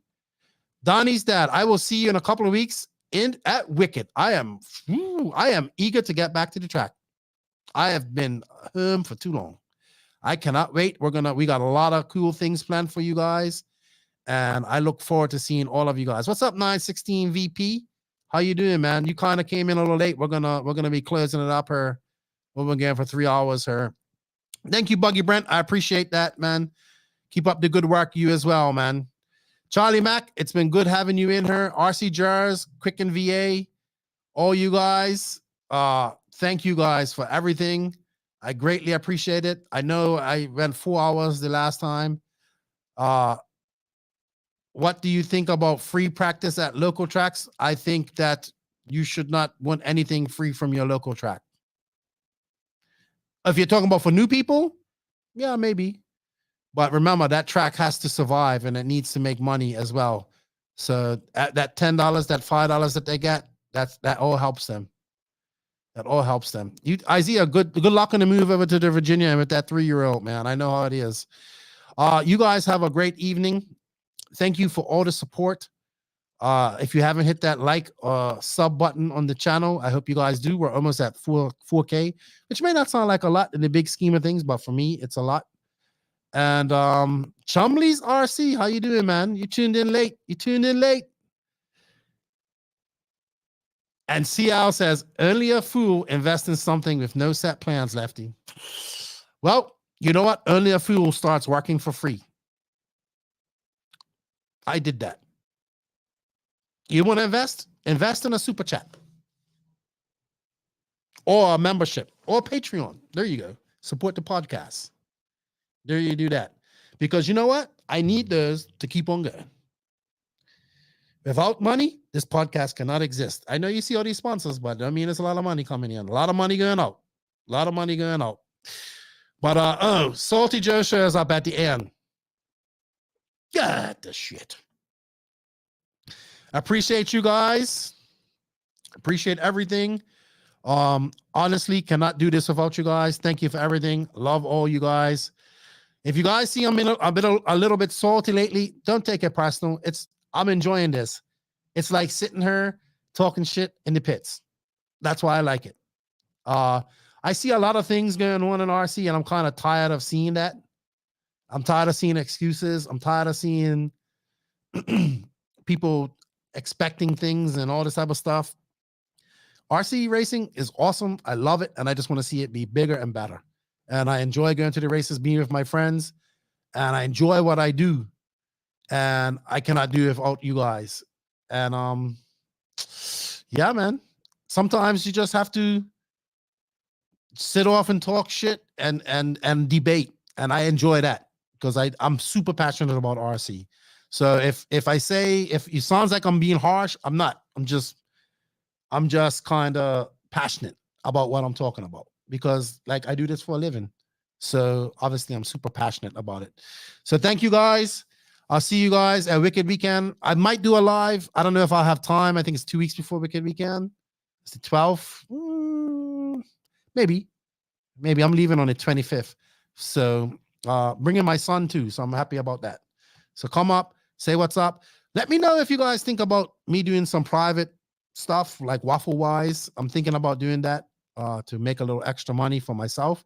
Because RC doesn't pay all the bills. So trying to do that. Thank you for all the super chats. Thank you for all the people that became members of the YouTube or my patrons. Greatly appreciate that. I remember we have links for all the awesome sponsors that support the podcast in the written description of this podcast. And thank you to them. They are Invisible Speed, High Tech RC, Sun Pedal USA, Sci Wanna Fuel, Mayako, Beach RC, Techno RC, Clinic RC, Ignite Design RC, which I'm getting one of them gas trucks when I go to Wicked Weekend, it sounds like. Stacked RC, Racecraft USA, Call RC, WRC, House of RC. Shout out to our drivers, David Ronafalk, Jared Tebow, Robert Battier, Alexander Hagberg. You guys have a good evening. Nitro's the glory. E-Buggy pays the bills. Not at ENATS. Not at ENATS, though. That's just make it all 1/8 scale nationals. Love you guys like life. One love. And look forward to the podcast coming out on Friday. Thank you guys for hanging out with me, and I will talk to you later. Nitro's the glory. Left of the Sheriff. Didn't really have to go left of the Sheriff tonight. I'm looking for the outro. So you know that's what I'm looking for right now. Hey, man. Check you guys later. I got to figure out what's going on with my video here. Don't like that. Bye, everybody.